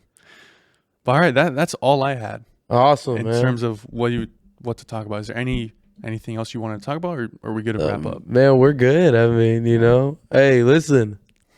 Last little words from me. Follow your dreams, man. Real deal. Don't let anybody tell you can't do anything. First off, if you want it bad enough, you got to work hard for it. Nothing in life is given to you. But if you have a dream, I'm 25 years old. I'm still playing football. Like, that's a blessing from God. I'm going to go until, I can't no more, until the good Lord tells me no. But go after your dreams. Don't live in regret. Love everyone. Treat people you want to be treated. But that's pretty much it, man. Amen. That's Pretty awesome. much it, yeah. That's awesome. Thank you for Hey, coming on, thank bro. you, brother. Thank you. Real deal. Hey, the GOAT. Whoever's next, man, is going to be live. It's going to be live. His podcast, they're on the come up, man. Thank you. Thank Yes, you. sir. Hey, it was an honor. But yeah, Max, thank you for joining. Oh, Chris, thank you, brother. Thank you guys so much for watching. And as always, I'll see you on next video. Yes, sir. See you later, man. All right. Awesome.